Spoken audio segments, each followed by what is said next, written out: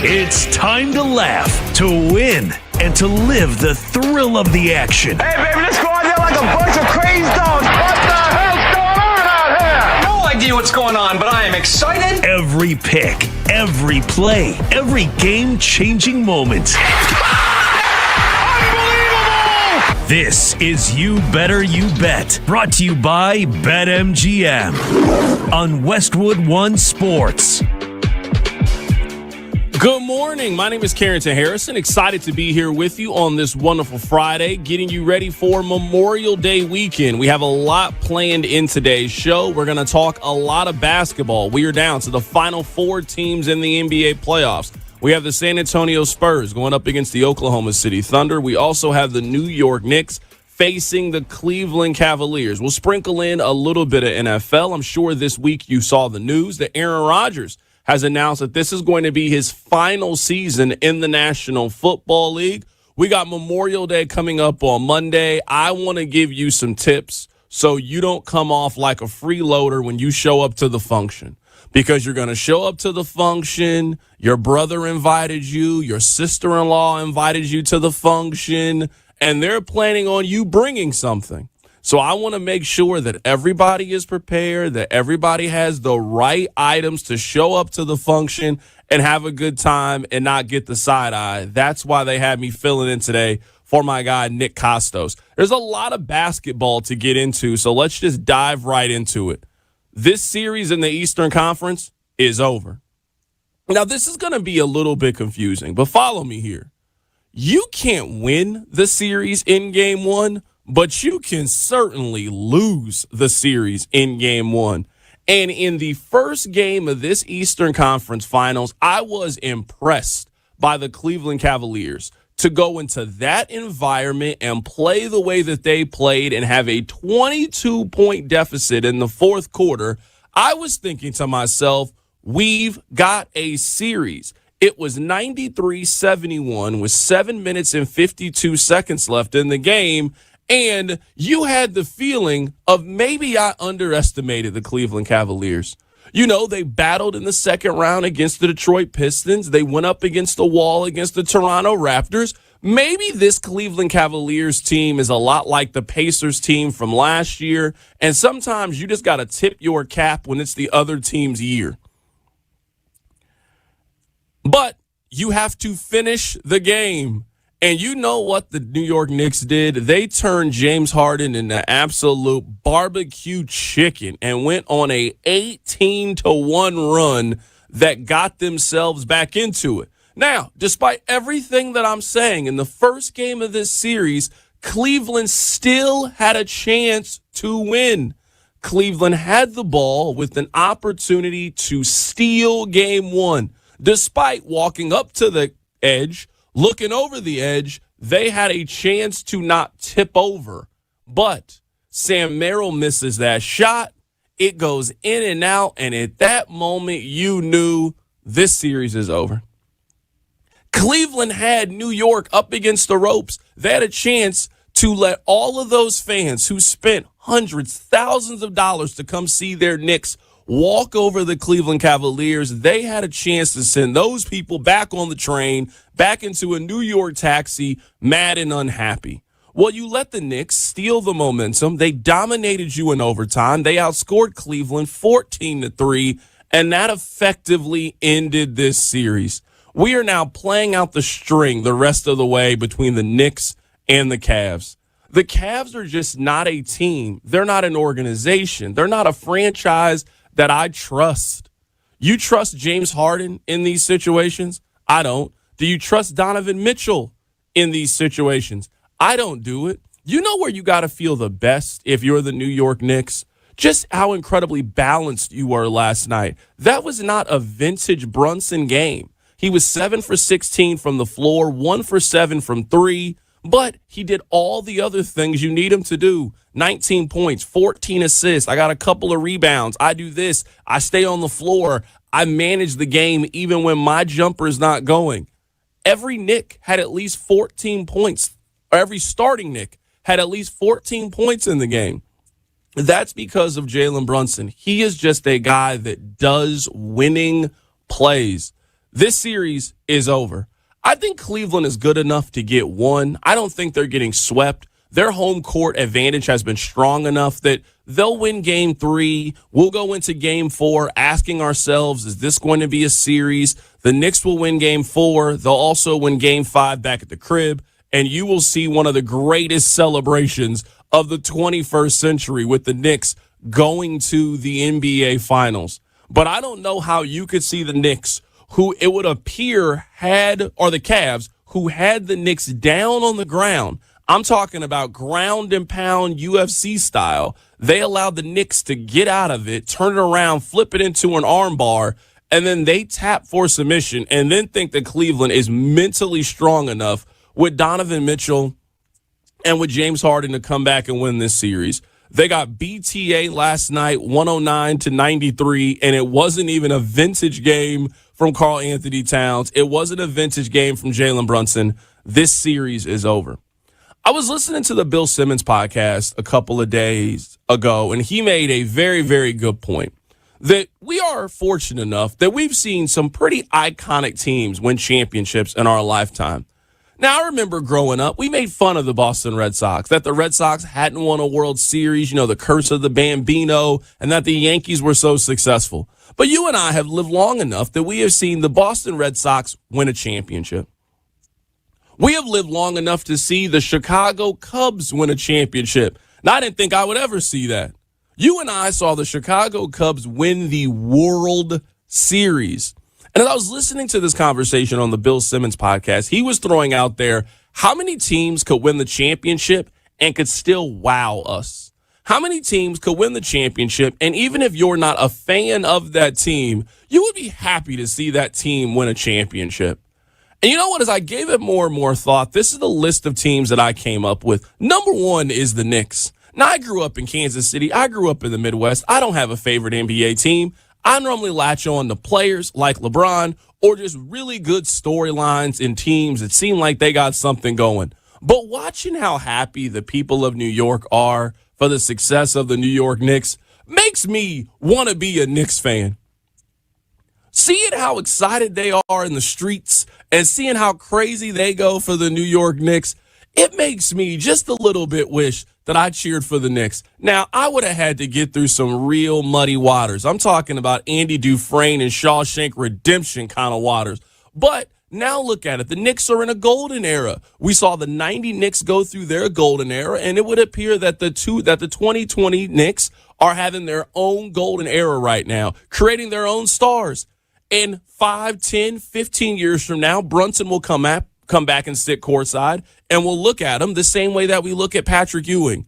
And we'll see Josh Hart sit courtside, and we'll look at him the same way that we do with John Starks or Charles Oakley or guys from the 90s. That's the kind of basketball culture that this New York Knicks team is creating. I want to see the Knicks win the championship. Now, I'm not against seeing OKC win another one and see if they could potentially turn into be a dynasty. I want to see what San Antonio can do and Victor Wembanyama, and we'll get to them coming up in a little bit. But it's something magical about seeing the Knicks have success in that building with Celebrity Row popping, and especially this team that I think really embodies the basketball culture of the city. These are the other teams that I think fit that category. The Knicks are in that conversation. I also think the Cleveland Browns are in that situation. Now, I don't know how old you are. Maybe you're a young listener. Maybe you're an older listener. I appreciate you no matter how old you are. But one thing is certain, ain't none of us see the Browns be good.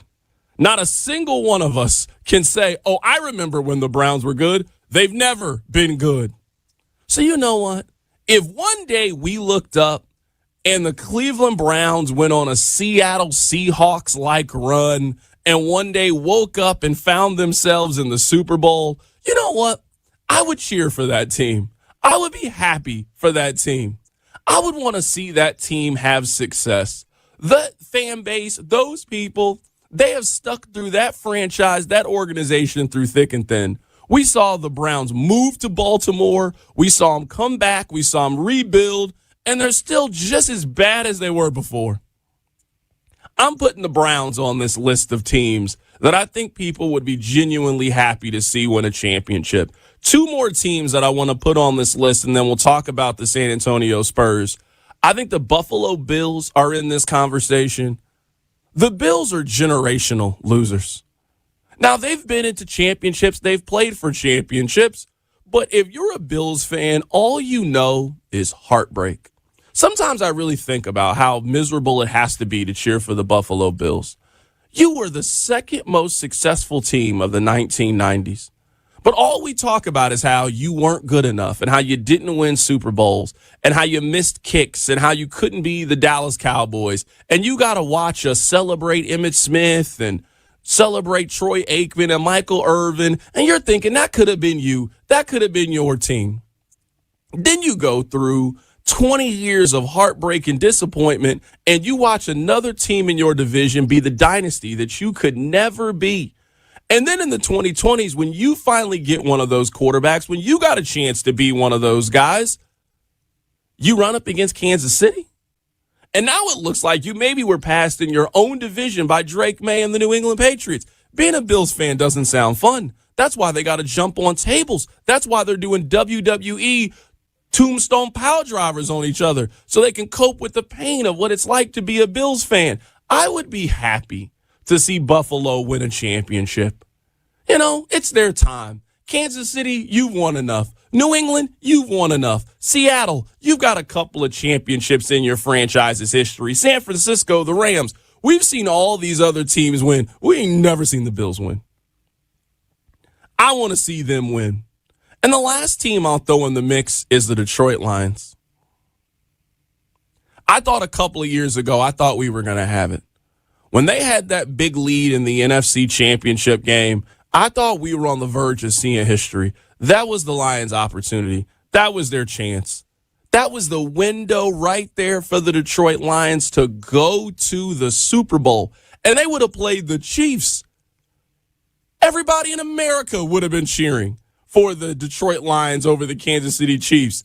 Taylor Swift and Travis Kelce and Patrick Mahomes and Andy Reid, I don't want to see them anymore. Go Lions, go. I want to see the Detroit Lions win a championship. Those are the four teams. If you're asking what four teams could unite America the same way that the Cubs did, the same way that the Red Sox did, nobody who was not a Yankees fan was cheering for the Yankees during that time. No, you wanted to see the Red Sox beat them. You wanted to see the Red Sox overtake them. That's why they became the evil empire. They had Pedro and Big Papi and Manny Ramirez and Omar Garcia-Pera. We love those Red Sox teams. The way that I think we're falling in love with this Knicks team. I think it's the Knicks. I think it's the Lions. I think it's the Browns and the Bills. Those are four championship teams, are four teams that I think we would love to one day see get over the hump, win a championship, take that next step. If for anything, I just want to see what the parade will be like. I say this as somebody who lives in Kansas City, Missouri. You know, I've seen my share of parades before, you know. Seen one for baseball. I've seen a couple for football. It's actually really cool. Your city should try it. We don't have a monopoly on them. Your city's allowed to have championship parades, too. I'm telling you, it's a lot of fun. And you know what? I want to gift one of those to the people of Cleveland. I wish I could gift one of those to the people of Detroit. I think they need one. One city that is certainly not missing when it comes from championship conversations. They've had them before is the San Antonio Spurs. We got game 3 coming up later tonight between the Spurs and the Oklahoma City Thunder. This series has absolutely lived up to everything they told us it was going to be. Have you been anticipating a movie? Maybe you're a big superhero fan, you know, and they got a new Dark Knight movie coming out or a new Spider-Man movie coming out or the Avengers. I don't know what superhero movies you kids are watching these days. They always got one, though. And I'm sure you get all excited and you get all worked up and you can't wait to see the next iteration of this story. You want to see how Spider-Man beats Doc Ock, gets Mary Jane, and saves the people of New York. You know, you can't wait to see this story. And then you go into it and you leave the movie theater and you think to yourself, man, that is everything I expected it to be. That's exactly what I wanted. We have been cooking up this Spurs and Thunder series since December. Since the NBA Cup, we have been cooking this thing up. I think that was the best game of the regular season when those two teams played each other. And we have just been waiting for this collision course. We had an all-time game in game one. We had a fun, very competitive game in game two. We had some injuries kind of pop up. Jalen Williams with the hamstring. Dylan Harper had a little bit of an injury. There was a chance for there. I was a little worried about Mitchell, whether he was going to get up or not. But we'll see if De'Aaron Fox is back. We'll see if Dylan Harper is there today as well. We'll see about the health and status of the guys on the Oklahoma City Thunder as well. And we're gearing up for another heavyweight bout between two teams that are exceptional. The defense is incredible. The shot making is there. The rhythm of the game, the pace of the game, the competition level, the crowd, the fan base. This is NBA basketball at its absolute highest. We all have our complaints about the association and the regular season, but when NBA players are locked in the way that these two teams are locked in right now, and they're evenly matched, it has been absolutely fun to watch. Coming up on the other side, we'll dive a little bit deeper into this series between the Spurs and the Thunder. And I got a question. Are we going to do to Wemby what we do to almost every incredible athlete? I'll explain what I mean next. Keep it right here. You're listening to You Better You Bet.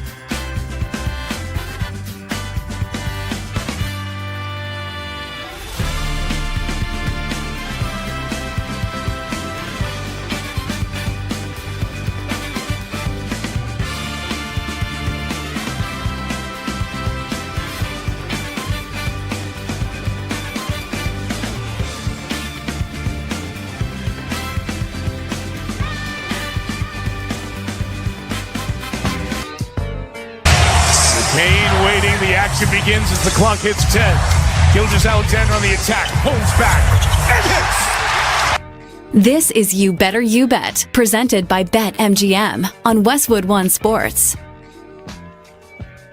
My name is Carrington Harrison. I'm very happy, very honored, very privileged to be here filling in for my guy, Nick Kostos. Hopefully he is out having an incredible 4-day weekend. I got to ask you guys a question because I've been around sports media enough. I've been a sports fan long enough to know that we always do this. There is a cycle that we are stuck in when it comes to watching and covering professional athletes that I just want to know if we're going to do the exact same thing to Wemby. But before we get there, let me remind you that this segment is sponsored by Progressive Commercial Insurance, protecting your business vehicles 24/7. See if you can save right now at progressivecommercial.com. This is the cycle that we go through in sports. Number one is the discovery. You find out about the person, whether it's Patrick Mahomes or Tom Brady or whomever. You didn't know about this person. You then are alerted to how incredible they are in their field. And then in the beginning, so you go from the discovery to now the fan. You are amazed at their talent and ability. And usually there is somebody at the top of the mountain. And you want to see this person ascend the mountain to take that spot. You want to see Patrick Mahomes eventually beat Tom Brady because you're tired of the Patriots winning. Patrick Mahomes then does it. He now becomes the king. He now wears the heavyweight championship of the world. So you have gone from the discovery to now the ascend. That's where we are right now with Victor Wembanyama. Victor Wembanyama, a couple of days ago in game one, had his "do you remember" moment.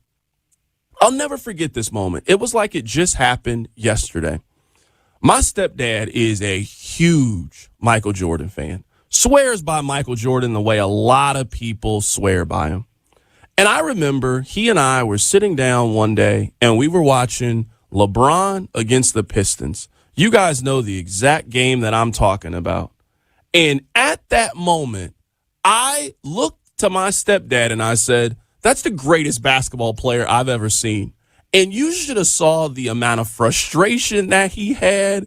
And then every incredible thing that LeBron did, it was, Jordan could do that.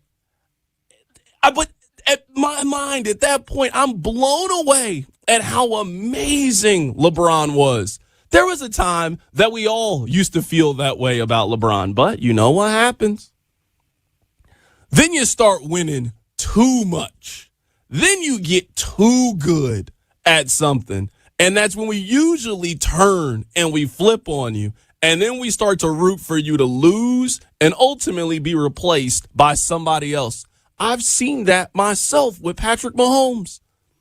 I remember watching Patrick Mahomes early on in his career. I remember the moment I thought that Patrick Mahomes had a chance to be something special. It was the fourth start of his career. It was his first home game. It was the third game of that season. They were playing the San Francisco 49ers. I want you to look it up. He makes this throw in the back of the end zone to Chris Conley. And I remember thinking to myself, that's a combination of Aaron Rodgers and Russell Wilson. He's a superhero. Well, I ended up being right. He was amazing. But you know what I've seen over the course of the last couple of years? I've seen the turn. I've seen the shift. Some of you are tired of watching that quarterback. You're tired of watching that team win. Are we going to do this to Victor Wembanyama? Are we going to do the thing to Vic that we do with everybody else? He did something in game 2 that I literally had never seen before. I don't remember exactly when it was. I think it was the second quarter. You'd have to go back and watch the highlights. He shoots a layup. He misses the layup. He then grabs his own rebound in one motion and dunks it. And I'm thinking to myself, is that even legal? Like, how do you do that? I've only seen Victor Wembanyama play in person one time. I went down to Las Vegas for the Summer League. You remember he was coming over and everybody wanted to see him play. And, I'd only seen highlights. I'd only seen clips. And I wanted to go see him up close for myself. So I went to Las Vegas. And, he was just so much taller than everybody else. It just stood out in a way that was uncomfortable. You're going up against other NBA players. They're already really tall. He's a foot taller than all of these other people that I think are really tall. That blew me away. He then did something that day that I've now seen him do in the NBA. Up to that point in my life, I'd never seen a human being do that before. It was a regular missed shot. Nothing abnormal about a missed shot. It was just a regular missed shot. Wemby couldn't get two hands on it to secure the rebound, so he tipped it up in the air like it was a helium balloon. And in tipping it up, he then gathered himself, jumped up in the air, and with two hands dunked it all in one motion. And I'm telling you, that sold-out crowd went quiet. Everybody is looking around and thinking to themselves, did I just see what I thought I saw? I got up and I left after that. I didn't need to see anymore. I immediately had to go tell people the good news. I imagine that's how it was back in the old days. Like when you saw something, you had to go back to the village and you had to tell everybody in the village, I just saw Jed do something that I'd never seen before. I imagine that's how people used to talk about Bo Jackson back in the 80s. Hey, there's this kid here. You got to come see him. You got to go see these things that he can do. That's how Wemby should make us all feel. But no, I've known sports. And I've been around sports people enough to know that right now we got to hold on to this feeling. We got to enjoy this feeling because the cynicism is coming soon enough. Soon he'll be too good. He'll win too much. And then we'll talk about how it's so unfair and how the rules need to change to stop him and how he's not really that good. He's just tall. We'll do the full, complete cycle of things. I'm just asking kindly. Can we not do that with him? Because we don't do that with Shohei. Like, Shohei has just gotten so good that we all just acknowledge, oh, yeah, he's the best. Maybe that's what Wemby needs to do. But we don't really debate who the best baseball player is of all time in the same way that we do with basketball. I mean, we constantly are debating who we think the best basketball player is of all time. I'm telling you right now, I've never seen a basketball player do the things that Victor Wembanyama can do. That's not saying he is the best basketball player ever. That is not saying that he will be the best basketball player ever. I'm telling you the things that I watch him do on the basketball court, I did not think were real. It's like watching Space Jam in real life. It is amazing. It is incredible. I am excited to see this series continue. I'm excited to see these two teams and how they match up against each other. From a basketball perspective, I thought that Oklahoma City adjusted very, very well in Game 2 to Wemby. In Game 1, they kind of just let Wemby do whatever he wanted to do, and that is a significant reason of why he had one of those games for the ages. Now, we all love Alex Caruso. Every championship team needs a guy like Alex Caruso, a guy that comes in, no ego, and just does a little bit of everything. Hey, I'll guard who you need me to guard. If you need me to go get 30, I can go get you 30. You need me to assist. You need me to play the passing lanes. Alex Caruso is just a winning basketball player. Why did they have that man on Victor Wembanyama? Why was that their plan in Game 1 to have Alex Caruso guard Wemby? It didn't make any sense then. And then in Game 2, you could really see the switch where you just got to tell Isaiah Hartenstein, you just got to tell him, hey, you just got to stay with him. We don't care if you foul out, but you got to use your big body type. You got to lean against them. You got 6 fouls. You got to make it count. And we're not worried about what you give us on the offensive end. Now, if you get a chance, shoot that little push shot that you do, that little floater that you do, that's absolute money. Be physical on the boards. Try to create extra possessions. But we need your physicality. We need you to match up against Victor Wembanyama. They did that in Game 2, and they did a much better job of keeping him out of the lane. I thought that Wemby settled for way too many jump shots in Game 2, and I think a major reason of that was them putting Hartenstein on him and just using him, keeping him, bodying him, being physical with them. Can they continue to do that in game 3 is going to be a major, major question in this. I didn't like the conversation around Chet Holmgren after one game. This is an Oklahoma City Thunder team that won the championship last year. This is the Oklahoma City Thunder team that had not lost a playoff game. He gets upstaged in game 1 by an all-time generational player in Victor Wembanyama, and we're already creating trade scenarios of how to get Chet Holmgren out of Oklahoma City. Can we cool our jets just a little bit on Chet? Is the biggest problem with Chet is he's not Wemby? Is that what we're talking about? Because he's 7'1", he's 24 years old. He's been a remarkably healthy player. He can step out, he can shoot it. He is one of the 5 best defensive players in the NBA. There's a lot of things to like about Chet. I'm sorry he's not Wemby. But I thought Chet played much more physical, was much better in game 2 than he was in game 1. And as I think we all expected, the Thunder were not going into OKC and winning both games. They were not winning both of them. They got one. They split the first 2 games of the series. And now we are heading to game 3, where I imagine we will see something very, very similar. I imagine we will see Oklahoma City get one of these next 2. I imagine that we will see San Antonio get one of these next 2. And then this is going to come down to a 3-game series. That's what I think is going to happen. These 2 teams are just as evenly matched as I think 2 teams could quite possibly be. I'm still taking the Thunder in 6. I just think the Thunder and their playoff experience, I just think ultimately that is going to win out. I think the Thunder just have a group of guys that have been there before and know how to handle this moment. And usually in the NBA, it's a little bit trial by fire that the Spurs have clearly shown that they are going to win a championship, in my opinion, at some point. They just got too many incredible under 25-year-old players. Whether it's Wemby, whether it's Castle, whether it's Harper, I think they got great role players that really complement everything they're doing. There's a lot of things to love about this Thunder's team. I just think Oklahoma City is just a little bit better. I think they're a little bit more complete of a roster. They've already got that championship DNA. They've already flexed that championship muscle. I just like Oklahoma City a little bit more in this series than I like San Antonio. I would love to be wrong. I want to see Spurs and Knicks. I want to see Wemby in Madison Square Garden for a championship. I mean, you just can't write a better story in the NBA than your first chance potentially to get a chip. You could win it in Madison Square Garden, but I think it's going to be the Thunder and the Knicks. I think those are going to be the 2 teams that advance and end up playing for the NBA championship.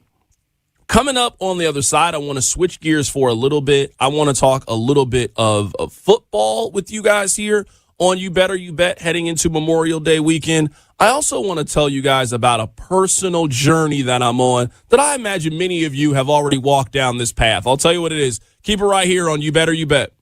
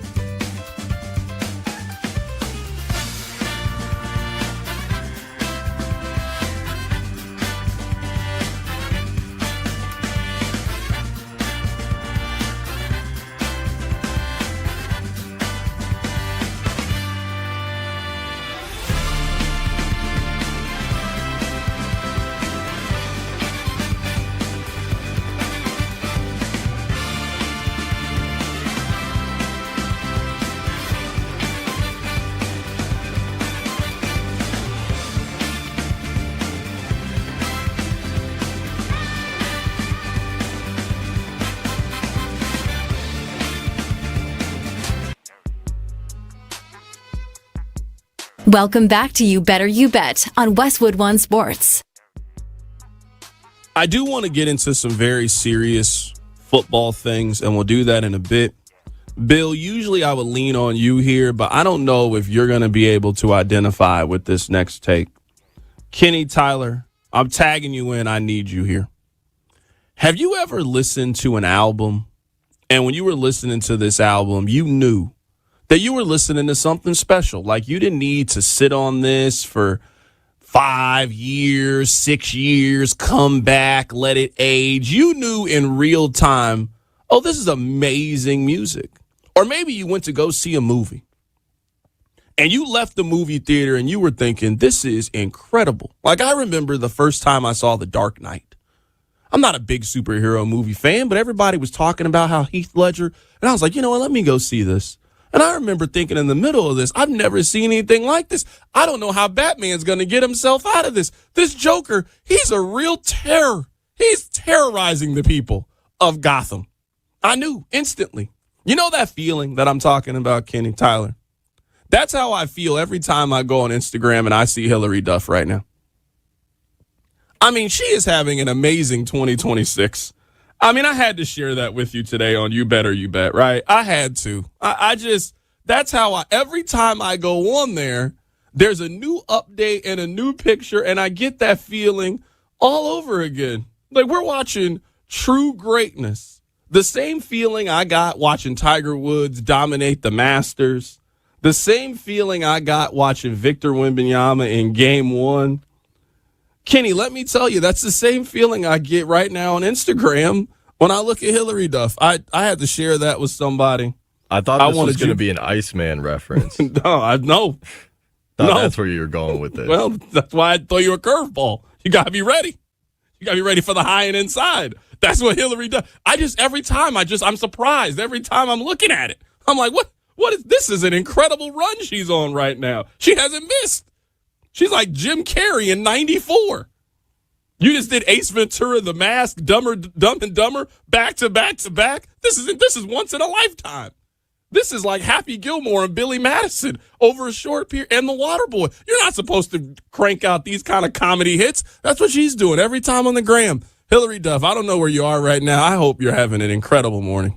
From everybody here at You Better You Bet, even Bill Zimmerman, who has never seen an episode of Lizzie McGuire, he also wants you to have an incredible morning.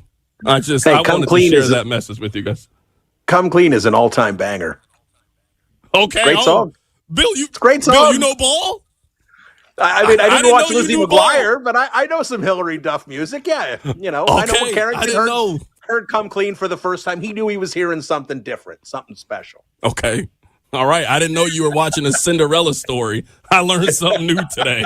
I knew today. I was caught off guard. You know what I want to share with you? I have 2 NFL thoughts, and we're going to get back to the NBA coming up at the top of the hour. There are some colleges that just produce certain things. For example, LSU, they have such a history and a track record when it comes to great defensive backs. To Patrick Peterson, to Tyrann Mathieu, they've just had over the years, they call themselves DBU. And the track record, it speaks for itself, in my opinion, with some of the great defensive players that they've created. You look at Ohio State. I think Ohio State has turned into wide receiver U. You just think about all the wide receivers over the last 5 years, from JSN to Marvin Harrison, who was a top 5 pick, and Emeka Egbuka. They've just had Jamison Wood. They've had so many great wide receivers over the last 5 years. If you're a great defensive line talent, Alabama, there was like a 15-year, every year you could count on Alabama was going to have a D tackle or a DN that was going to go first round. They were going to have one of those kind of prospects. That's what they were building.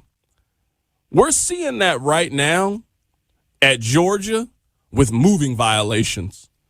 I'm talking about, this is a generational run we are seeing when it comes to this. Have you guys seen this Nolan Smith story?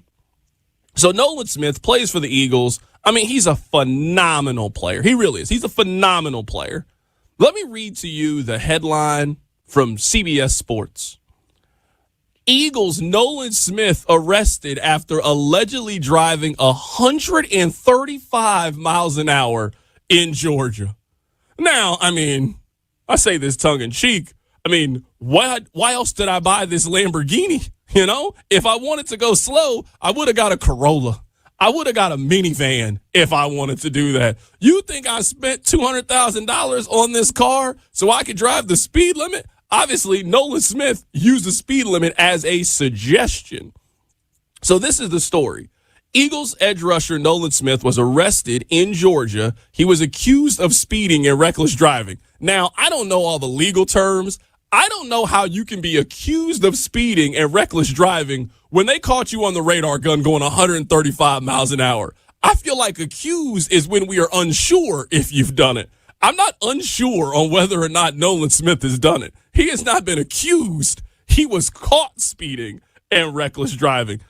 That, at least that's the word I would use. He's not been accused of this. We know he did this. So Nolan Smith was driving 135 miles an hour in a 70 mile an hour zone at 10:40 p.m. I want to say it again. He was driving 135 miles an hour in a 70 mile an hour zone. You got to immediately go to jail when you stop. I mean, we've all been pulled over before, and sometimes the cop will give you a ticket. Sometimes the cop won't give you a ticket. He'll just tell you, slow it down, you know, put your seatbelt on, make sure you get your tail light fixed. You know, that'll be the conversation. If you're driving 135 miles an hour, I mean, do not pass go directly to jail, do not collect $200. I'm not sure if you should be driving a car anytime soon. I mean, it's incredibly how unsafe it is, not just for you, but for those around you. You're driving 135 miles an hour. You're whipping that in and out of traffic. I mean, one thing goes wrong, it could go terribly, terribly wrong. So thankfully, everybody was fine in all of this. So he posted bond. He was released on the night of his arrest. Now, I'm not advocating for people to stay in jail, but if you're driving 135 miles an hour in a 70 mile an hour zone, you know what I think you should do? You should probably have to sleep in there for the rest of the night. You know, I don't know if you can get arrested at 10 o'clock and then get out at 2 o'clock. You should have to stay in there for a little bit. You at least got to eat breakfast in the jail. You at a minimum got to eat breakfast in the lockup. You drove almost twice the speed limit. Yeah, you got to eat breakfast here, maybe even lunch. We'll let you post out, but you got to post out at like 1:30 on Saturday. We got to scare you straight just a little bit.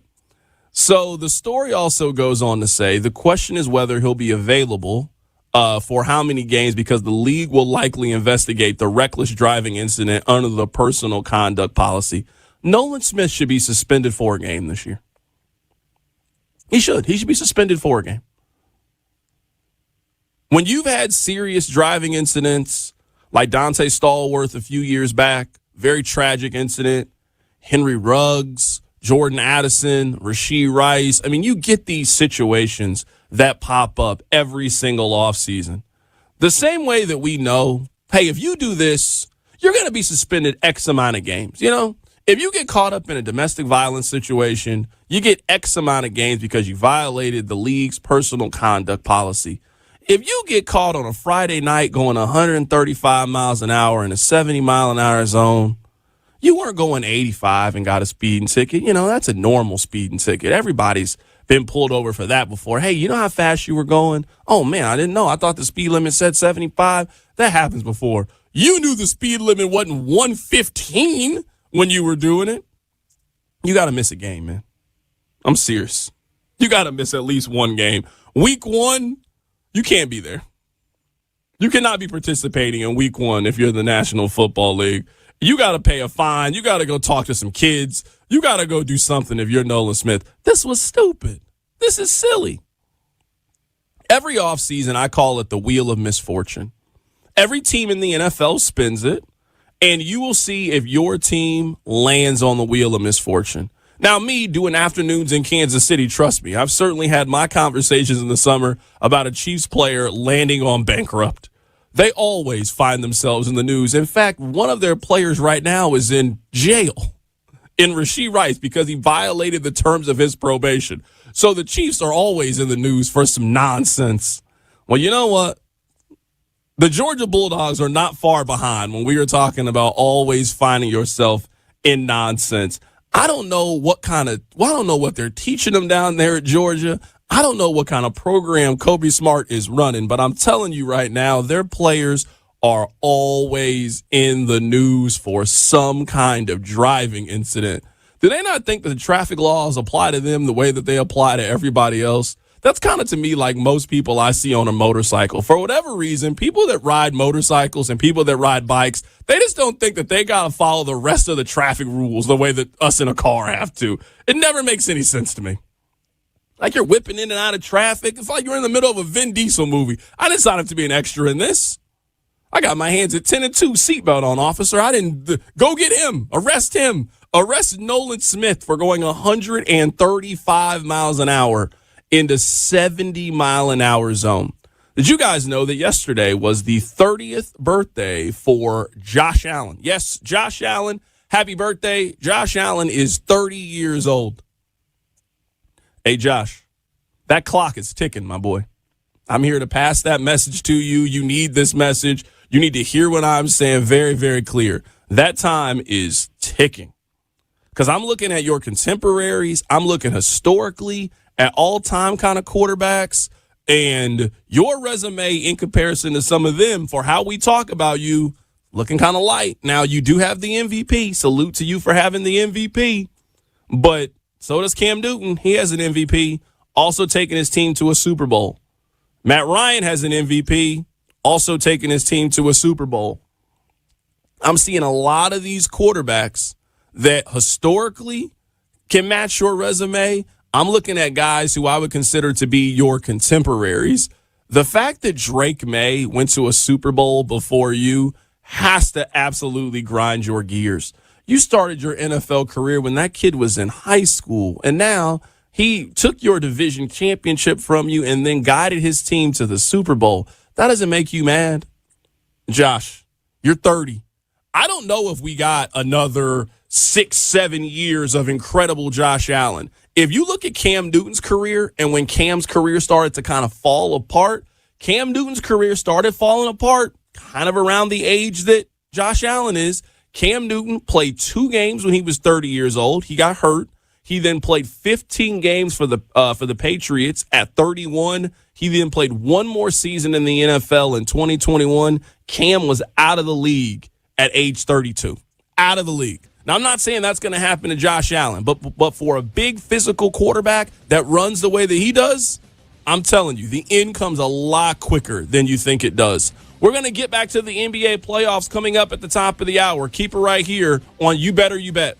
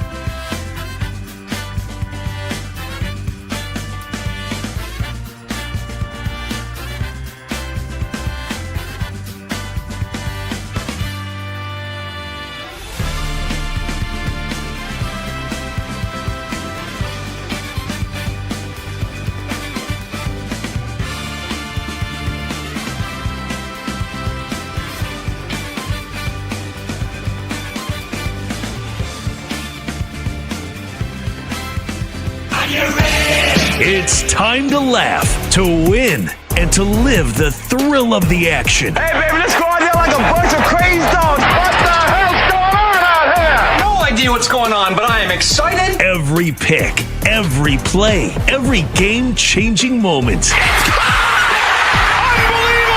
Unbelievable! This is You Better You Bet, brought to you by BetMGM on Westwood One Sports.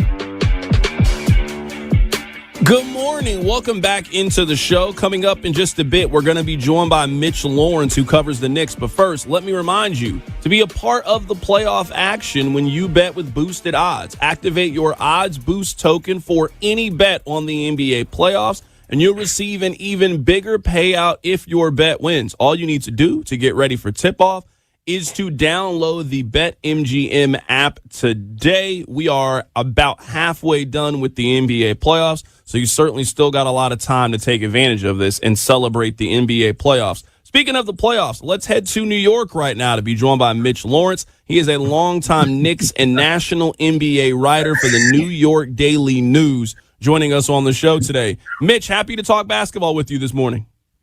Carrington, always great to be on. Listen, I haven't been at the Daily News in a long time. I'm down in Texas now, but I do follow the Knicks. I just wish the Knicks were half as good during the years. Well, I was there in the 90s, but I was also there during the 20-year period involving Isaiah Thomas and Stephon Marbury, and what a mess. There was nothing to talk about. We would have loved to have a mediocre team to cover back then. They were awful, so it's great to see what the Knicks are doing now. It's a big difference for the fans up there. So let's talk about this from your perspective as somebody that obviously covered it and lived in the middle of it. What does Knicks basketball mean to the city? Because the relationship between that team and the city feels like it's one of the most unique with any team in America. There's no doubt. I look at New York as really a one NBA team town. I mean, the Nets have been down so long, and when the Nets were really good, very fleetingly with Kevin Durant and Kyrie Irving, they never took over the city. I still think it was a mistake that the Nets moved there anyway. To move deeper into Knick country was ridiculous, but they did it. And to me, it's really all about the Knicks. And people have the passion for the Knicks because, first of all, the way the team has been since Tom Thibodeau first got there a few years ago and how he built them up into a contender. And now with the Mike Brown 1 year era here, looking like they could get to a championship, maybe even win it, who knows. And then you have obviously the backdrop of the failures year in and year out since 1973. Great success in the 90s, but they couldn't get past Michael Jordan like everybody else. I think they were 0 for 5 in playoff series against him. So you have that built up whole thing where when are they finally going to break through again? This could be the year. We'll see. A lot depends. They've got, well, the Cleveland series is over. For the Cavs, it ended in game one when they had their one shot. I thought going in Carrington, it could be a sweep. I may be right.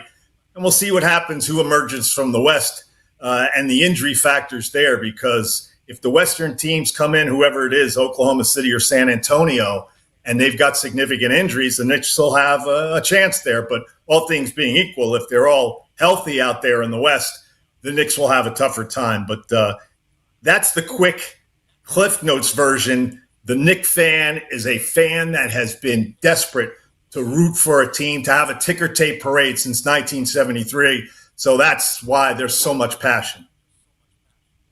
Mitch, you and I see this series almost exactly the same. I thought the Knicks were going to win this in 5, but game one kind of had me spooked a little bit. The Cavs certainly had the Knicks' backs up against the wall. They're up 22 with 7 minutes to go. But you and I think the exact same thing. When I saw Sam Merrill miss that shot and that game was going to overtime, I knew right then and there. Yeah. That was Cleveland's chance to really make it a series, to really take advantage. They let that opportunity slip through their fingers. They're done.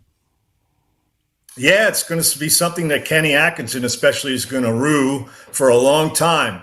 He did such a bad job.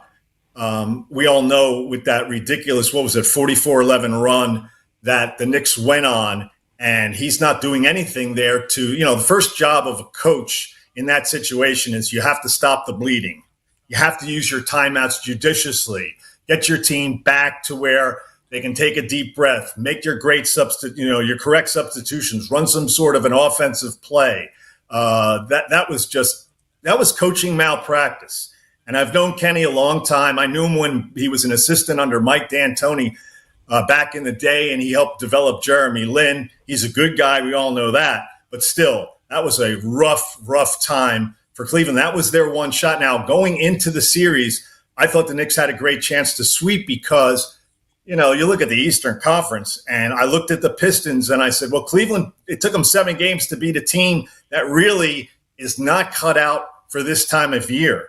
And I kind of stole that line from Steve Nash when they did a postmortem when Steve Nash was on TV. And that's the perfect summation to the Pistons. So I looked at it as, you know what? The Knicks, the way they've been playing, they're rolling here in the playoffs. They haven't lost since, the Atlanta series.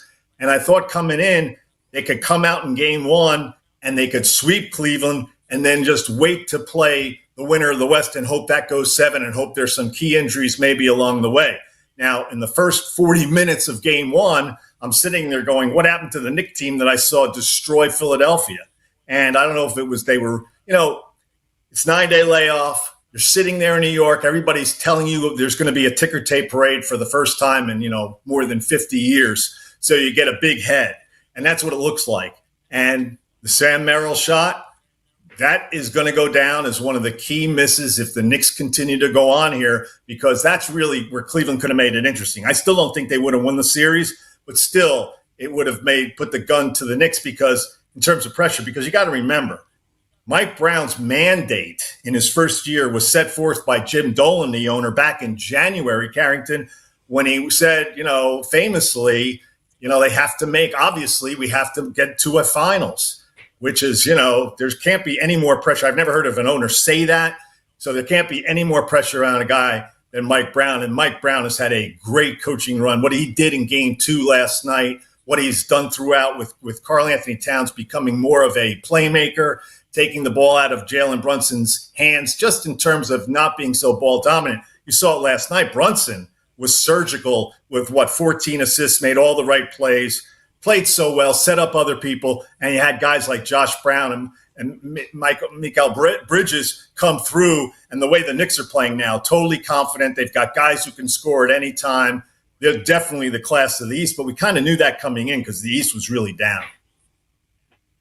Right now, we're talking to Mitch Lawrence, covered the Knicks for a while, just running through the Eastern Conference Finals and taking a look ahead. Both he and I have the Knicks winning this series very, very comfortably. I want to go back just a little bit before we get back here to the series. You cover the Knicks during the down years, so you saw a lot of Carmelo, a lot of Stephon Marbury, a lot of Amari Stoudemire. What is it like to see those guys really wrap their arms around this current Knicks team? Because one thing that I dislike about the NBA, I feel like the older generation doesn't really embrace this current generation of NBA stars the way that I would like to. But that doesn't seem to be the problem in New York. What's it like to see a lot of those guys who played during that era come back and be so supportive of this Knicks team? Well, I think it's great for guys like Patrick Ewing. When you see a Larry Johnson, those are the guys who got the Knicks to the finals back in '99. Of course, poor Patrick couldn't play in those finals because he was out, and that was the emergence. That's where we saw Tim Duncan just totally destroy the Knicks with one of those classic series. And Patrick was, he's obviously one of the most decorated Knicks, so it's great to see him. Now, Marbury's another case. Marbury never won a playoff game. I think he got the one playoff series. And, of course, during that time, the Knicks had off-court issues with, Jim Dolan and Marbury and Isaiah Thomas going to court. There was a big sexual harassment case. It was a total mess. The league was embarrassed. It was happening right in their backyard. There was a lot of losing going on. So, hey, it's nice that Marbury's showing up, but the Knicks that I look at, the one guy who's missing from all this is obviously Charles Oakley because he has a problem with Jim Dolan and vice versa. And that's a shame because Oakley meant so much to that team in the 90s. And so it's hard to – I always, when I look at all the former Knicks, there's Sprewell, Bernard King, you name them all. It's tough not to see Oakley. The one Knick that I always enjoy seeing, and I spent a lot of time, he's on the radio, and I spent a lot of quality time with him on the road and in different press rooms and at the Garden is Walt Clyde Frazier, who to me is still not celebrated enough, Carrington, as one of the great point guards in the history of the league. I consider him top 5. He's known for his flashy outfits. You see him, Walt's, a flamboyant guy. But boy, people forget the legendary career he had as a basketball player before all this, the Clyde who people know now. And I'm telling you, he should have been the MVP Finals in 1970 when they won it, and 73 again. And to me, he's a top 5 point guard all time, one of the great defensive players, and such a great guy, such a great human being. So it's always nice to see. He's really, to me, the head alumni of the Knicks, the head alum, the chief guy. Let me ask you this question. What is the difference in your mind with the Mike Brown New York Knicks and the Tom Thibodeau Knicks? Well, the first thing is Tom didn't have the bench.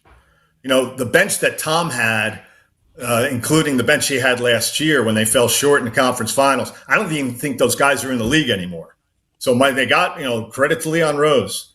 They were talking about a Knicks coach has to collaborate more. Well, the first thing the Knicks coach needed was Mike Brown needed to have a better bench, which he's had. So we see guys like Landry Shamet and what he can do in certain situations. So that's been a huge thing. This team offensively is much better with Karl Anthony Towns in the role he's in now than the role he was in the past. He's great in terms of playmaking, setting up people. That's been terrific. Now, the big thing too is I thought going into the season, going into the series, my big question about Mike Brown was, how's he going to be able to hide Jalen Brunson and Karl Anthony Towns on defense? And I don't know what kind of schemes they're doing differently than Tom, but they haven't been exploited nearly as much. And part of that might have to do with the competition. I mean, you look at the Knicks playoff run here. Once they figured out that C.J. McCollum was the only person on Atlanta you really had to worry about, and they were down 2-1, they figured that out and they flipped the series. And that's where this tremendous winning streak started. Carrington, it's up to 9 games now. And then obviously they played Philadelphia and they were a mess. The 9-game winning streak, now the Knicks are getting to rarefied air because you go back to the 96 Bulls, the 86 Celtics, that legendary team. Teams like that, the Lakers in 89, who fell short of a title, but they had Magic Johnson on an MVP year. Those teams won 10 playoff games in a row. The Knicks are at 9 now. There are only 2 other teams that won more than 10. The Spurs of 99, we've talked about them. That's the Tim Duncan first championship team against the Knicks. And then the 17 Warriors, 15 straight to open the playoffs before they lost to Cleveland. That's the year Kevin Durant joined them, and they had a phenomenal season. So right now, Mike Brown he is pushing all the right buttons. You've won 9 straight playoff games. I don't care who the competition is. 2. You're doing something right. We'll see if it gets to 10. It'll probably get, there's a good chance it could be 11 if the Knicks, when the Knicks start rolling into the finals here. I'll get you out of here with this last question. It's a 2-part question. Why do you think the Knicks can win the championship? What do you think would prevent the Knicks from winning a championship? Well, the way they're playing and their confidence is great. They can win the championship because they're kind of on a roll, and maybe it's now destiny. Although why they can't is because either the 2 teams they would face would be a very tough matchup for Jalen Brunson.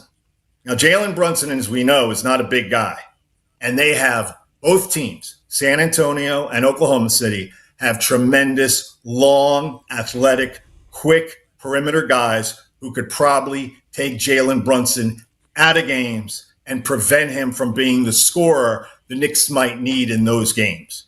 And the other thing is maybe both of those teams, San Antonio and Oklahoma City, could expose Karl Anthony Towns and Jalen Brunson defensively. If the Knicks play the Spurs, that means Victor Wembanyama is going to haven't beaten the defending champs.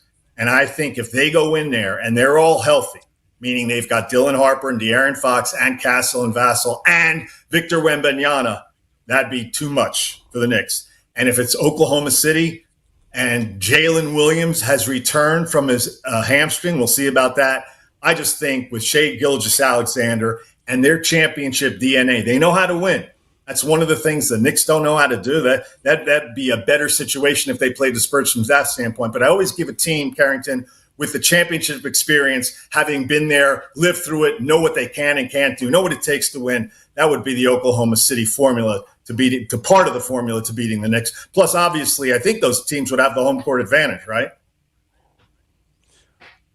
That is Mitch Lawrence joining us on the show. He's a longtime Knicks writer, also covered the NBA for the New York Daily News. You know what? I'm going to call you Knicks historian, Mitch. That's what I'm going to call you. So when you come on during the NBA Finals, that's how I'm going to introduce you. Knicks historian, Mitch Lawrence.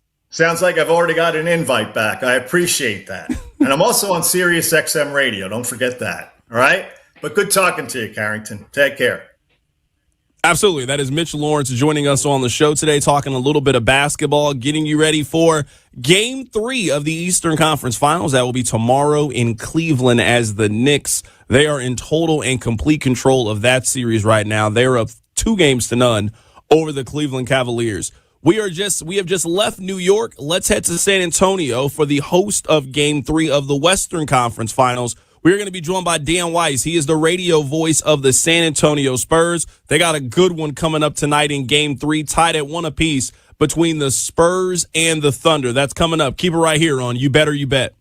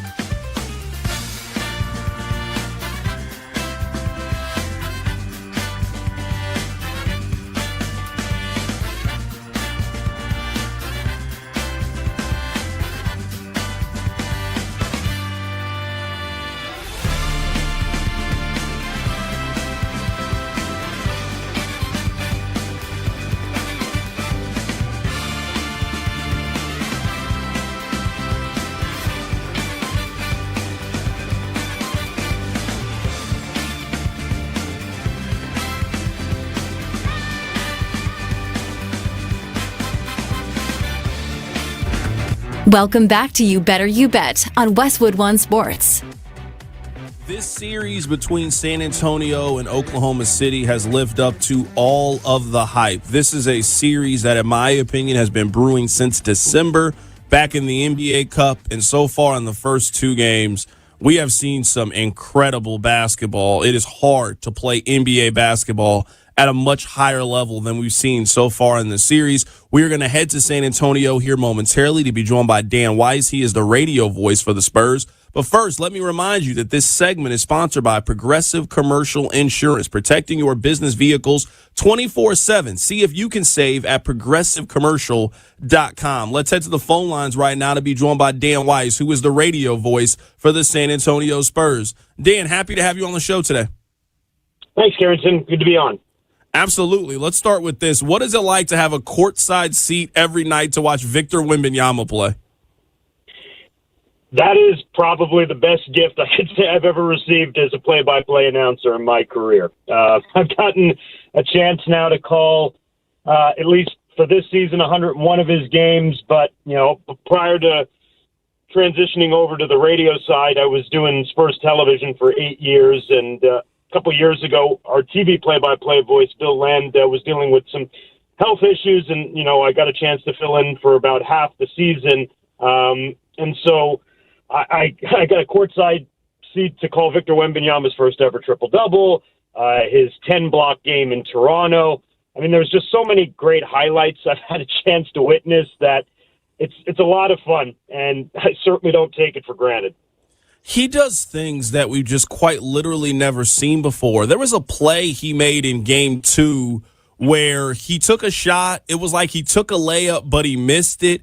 And then in one motion, he just one-arm tomahawked it in. So he got 2 points and a rebound all in one motion. It just blows my mind, some of the things that he can do.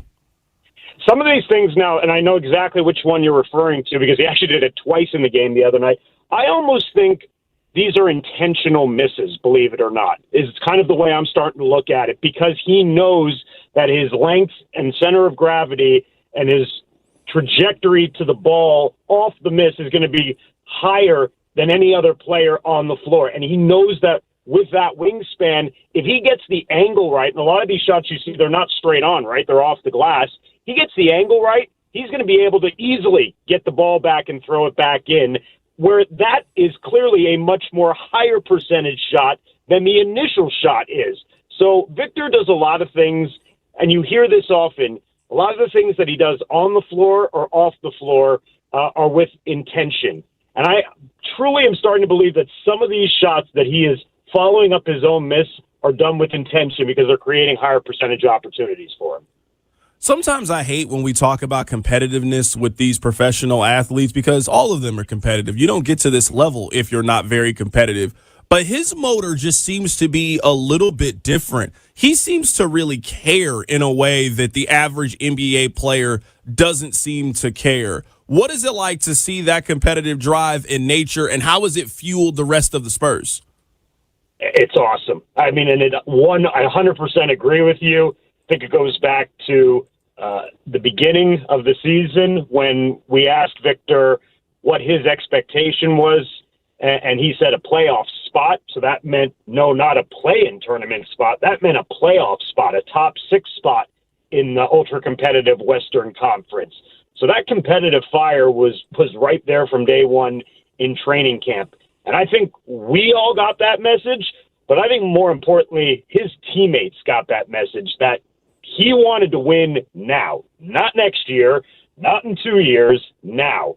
And I think the Spurs, to their credit as a team, heeded that message, applied it to the way they prepared for the start of the season with an uber-competitive training camp, with a preseason that a lot of teams might just take for granted and go through the motions, but the Spurs played those games hard and won all 5 of those preseason games, then won the first 5 games of the regular season. So, I mean, they went a solid month and a bit without actually suffering a loss this year.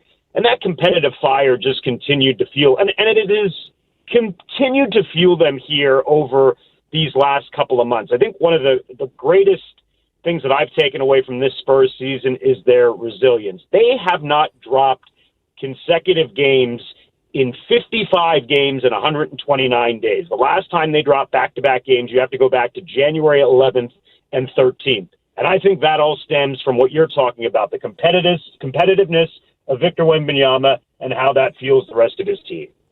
Right now, we're talking to Dan Weiss. He is a Spurs radio play-by-play broadcaster. You can catch him on the game later tonight. We got Game 3 coming up from San Antonio. I'm guessing, Dan, this is the biggest game in San Antonio since they won the NBA Finals? It's up there. Yeah, probably. I mean, you know, we've had some great matchups with Oklahoma City over the years, and that even includes, you know, a couple of years after the NBA Finals, which proved to be Tim Duncan's, send-off in the Western Conference semifinals. But this, I think, we're starting to bring in a bit of a new Spurs generation, right? I mean, we've transitioned from the Tim, Tony, and Manu days and the fandom that, you know, followed that group. And, you know, San Antonio has changed quite a bit. It's become a city that has attracted some more transplants. It's a city that, although still has its what we like to call puro San Antonio fandom, there's people from other places that have made San Antonio their home, myself included. And so Victor Wembanyama presents a new generation of Spurs fans, and easily for them, this is going to be their biggest game that they've watched at the Frost Bank Center here tonight. And we have a party every April called Fiesta that I'm sure people have started to take notice of with the colors that we wear. And while the Spurs will not be wearing their Fiesta colors tonight because it is not allowed by the NBA after the first two rounds of the playoffs, the fans will be given Fiesta shirts once again here tonight. So that, I think, just brings out the liveliness of the building. The atmosphere is very much like a soccer crowd on most nights, and it's going to be buzzing inside the building this evening. I want to go back one more time before we break down Game 3 and talk about the matchup here. You've called a lot of NBA games. You've sat courtside for a lot of NBA games. Where does Game 1 of this series rank for games that you've been a part of? It's right up there. I mean, you mentioned the 2014 finals. I was there in Miami for games 3 and 4, where the Spurs just completely broke down, you know, the James, Bosh, and Wade Heat with a young Kawhi Leonard rising to the occasion, the beautiful game. I think that for me, that's kind of the pinnacle of games that I've watched. But as far as an individual performance goes from Victor Wembanyama and the way that he took over, first of all, knocking down a 32-foot three to tie the game at 108, and then promptly outscoring the Thunder by himself in the second overtime. It's truly, you start to kind of picture greatness, and as a radio broadcaster, you start to imagine how you depict greatness on the radio because you're doing a public service for those who don't get an opportunity to see it firsthand. And you want to make sure that you're doing the game justice. And those are games that I think are especially hard to make sure that you're capturing the moment of, and because you're living as a fan at the exact same time. But it was truly awesome. The environment was great. We always talk about games living up to the moment, to the hype, and easily Game 1 certainly did that. Right now, we're talking to Dan Weiss. He is a Spurs play-by-play broadcaster getting you ready for Game 3. All right, let's talk about the matchups here. Let's break it down. What did the Thunder not do in Game 1 that they did accomplish in Game 2 to slow down Wemby enough? And how do you think the Spurs adjust in Game 3 to get Wemby back going, so to speak? I think they made a commitment to put Isaiah Hartenstein on Victor Wembanyama. I think in Game 1, they got away from using either Hart or Chet Holmgren as a straight-up big to defend Victor. They kind of pulled him over as like a shadow double team, but they really relied on an Alex Caruso or a Lou Dort or a J-Dub to defend Victor. And once Victor is able to seal off those guys, the double comes too late. I mean, you're already getting the ball inside the paint 2 feet away from the basket, and it's game over. And so, Mark Dagnall, to his credit, decided that he wasn't going to give Victor those free looks inside anymore. So Hartenstein played easily his best game after only playing 12 minutes in Game 1. Now I think it's Victor's turn to turn up the dial on his aggressiveness. I mean, he took a lot of abuse and punishment from Hartenstein. but I think Victor, probably needs to return that aggressiveness here. He only got to the foul line 2 times in game number 3 after getting to the foul line 13 times in game number 1. I expect a much more aggressive Victor Wembanyama. I wouldn't be shocked if there was a little bit of fatigue in game 2 that played a part after playing, a career-high 49 minutes in game number 1. I think he's going to have his sea legs back a little bit under him, and I think it's on him. But I also think it's on the Spurs at the same time to try to go back to the high-low pick and lows, because I'm not sure that either Hartenstein or Holmgren's going to be able to roll with Victor, or if you got the small on the pick and roll or the pick and pop, that Victor will be able to play to his advantage on the alley-oops. And now it's just a matter of whether it's Steph Castle or if it's Dylan Harper or De'Aaron Fox, if those two are available tonight, to be able to recognize on the pick and roll and to be able to present those lob opportunities, which they were very good at executing during the regular season. Dan, you mentioned Castle. I love his game. That dunk that he had in game 2 was one of the more impressive dunks I think we've seen this season. He's got to protect the basketball better. For 2 teams that are as closely matched as these two, you just can't give away an extra 5, 6, 7 possessions. And I really felt like that added up in game 2 and what tilted things in OKC's favor. And he knows that 100%. And he admitted that after the game as well, too. So he will be better tonight. He's a guy that, as tough as nails and as competitive and someone who learns from his mistakes and moves onward into the next game. So I 100% know that Steph Castle will be better tonight. And the wild card really will be whether the Spurs get De'Aaron Fox or Dylan Harper, because that's going to take some of the pressure off Steph. He is exerting so much energy on the defensive end of the floor in guarding Shai Gilgeous-Alexander that to then ask him to be the facilitator and the point guard on the offensive end when he's facilitating that amount of energy on the defensive end is a lot. And that's why I really believe this series comes down to it being a war of attrition and who's going to be available, by game 6 or by game 7 once we get there, because there's just so much energy that's being left on the floor, so much gas that's being thrown out there as far as how much do you have left in the tank by the end of the game? That's what makes playoff basketball great. But as far as Steph Castle goes, he'll be better tonight. If there is no Fox, if there is no Harper, I expect that the Spurs put him in better positions that they don't, whether he does have to exert that much energy on the defensive end, they'll make it easier for him on the offensive end. I was just going to ask you about those two. Have you heard anything? What are your expectations about De'Aaron Fox, who missed the first 2 games of the series, and Dylan Harper, who was incredible in game 1 but left game 2 with an injury? I think they're both true game-time decisions. I think, first of all, we were a little bit surprised that De'Aaron didn't play in game number 1 because he spoke to us at shoot-around, and he finished game number 6 in Minnesota in a closeout game that wasn't relatively close. By the time we got to the second half when the injury happened. So we presumed he was able to shake it off and it wasn't anything of concern, sore ankle. We thought the Spurs, were just taking some precautions in game number 1. And so, the injury now has changed. It was originally diagnosed as reported as right ankle soreness. Now it's a right ankle sprain. And Mitch Johnson said that if it was the regular season that De'Aaron would likely miss multiple games because of the injury. So I think it's a game-time decision with him. The fact that I think he's warmed up and gone out for warm-ups in each of the last 2 games is a good sign, but we're going to have to wait on him. As far as Dylan Harper goes, the video that we saw during the game of him going to the locker room and coming back, it appeared that he wanted to come back in the game and he felt he was ready to come back in the game. But again, the Spurs are always going to take the route of precaution when it comes to lower body injuries. And so at that point in the game, I think they were right in doing so. Again, I think both players will go through their morning treatments and shoot-arounds here, see where they're at. But I think both are true game-time decisions. I'll get you out of here with this final question. What are the keys, in your opinion, to a Spurs win tonight? Think you brought up the turnovers. I think that absolutely is number 1. And for me, I think you break down turnovers 2 ways, right? There's turnovers and then there's live ball turnovers. And Oklahoma City feasts off live ball turnovers. So you can have the turnovers like shot clock violations, dead ball turnovers like offensive fouls, those types of turnovers where you're allowed to get back set your defense. I think those are turnovers that coaches can live with.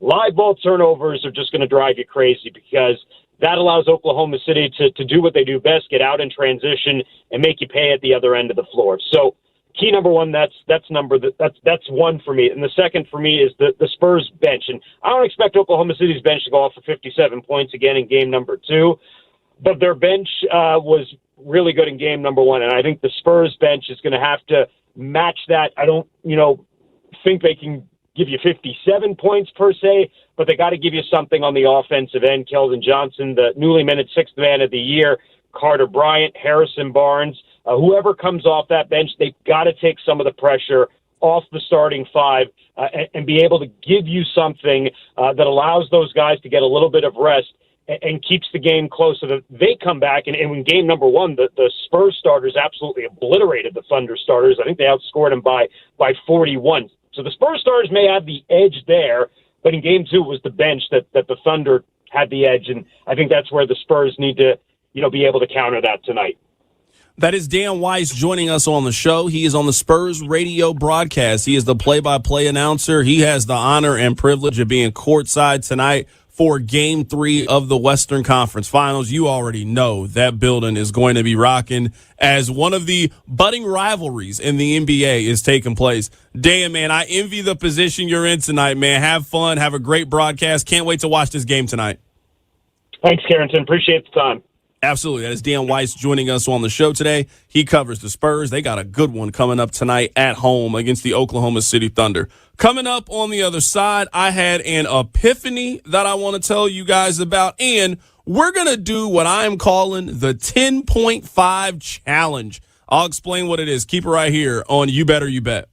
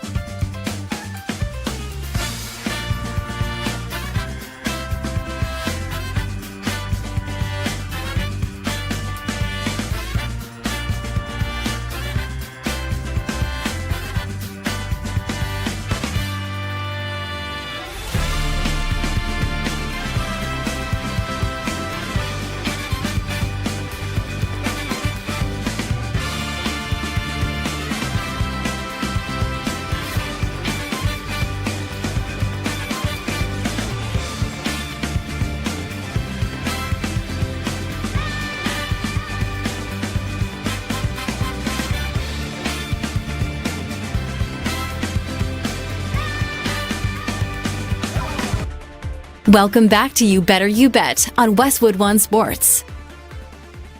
All right. We have two things that we have to do before we get back to the NBA coming up at the top of the hour.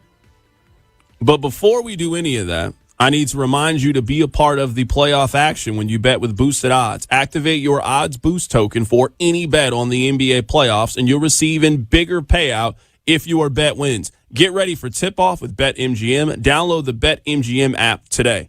Let me tell you guys a quick personal story so you can learn a little bit more about me. So, I recently made the decision to start working out. Sometimes I think as people, we think that you got to wait until January 1 for a New Year's resolution. You know what? I had a May 17th resolution. I was like, you know what? I'm going to go get in a gym membership. So I got my car. I drove to Planet Fitness. I got a gym membership. I started doing some Googles and some YouTube and some TikToks, and I felt like I had a good beginner's workout. So I normally work out in the morning. I'm here with you guys. I will work out after the show because I'm trying to stick to it. I'm trying to be consistent. One of my good friends, her father told me that most people stop working out in the first 3 weeks. He didn't tell me why. But now that I've started working out, I know exactly why. Bill, let me tell you why. Number one, people start working out and they don't see the results that they think they're going to see. You know, you see these super buff guys and you're doing everything you're supposed to do. You step on the scale. 3 weeks later, you step on the scale again. You don't notice anything. You're not buff. You get discouraged and you quit. I think that's one reason why people do this. The second reason I think is simple. Man, it hurts. Every part of my body, Bill, hurts. I could barely sleep last night because my arms hurt. I can't straighten my left arm. It's just forever in a curl position. I'm serious. I couldn't pick up Rihanna right now if I needed to.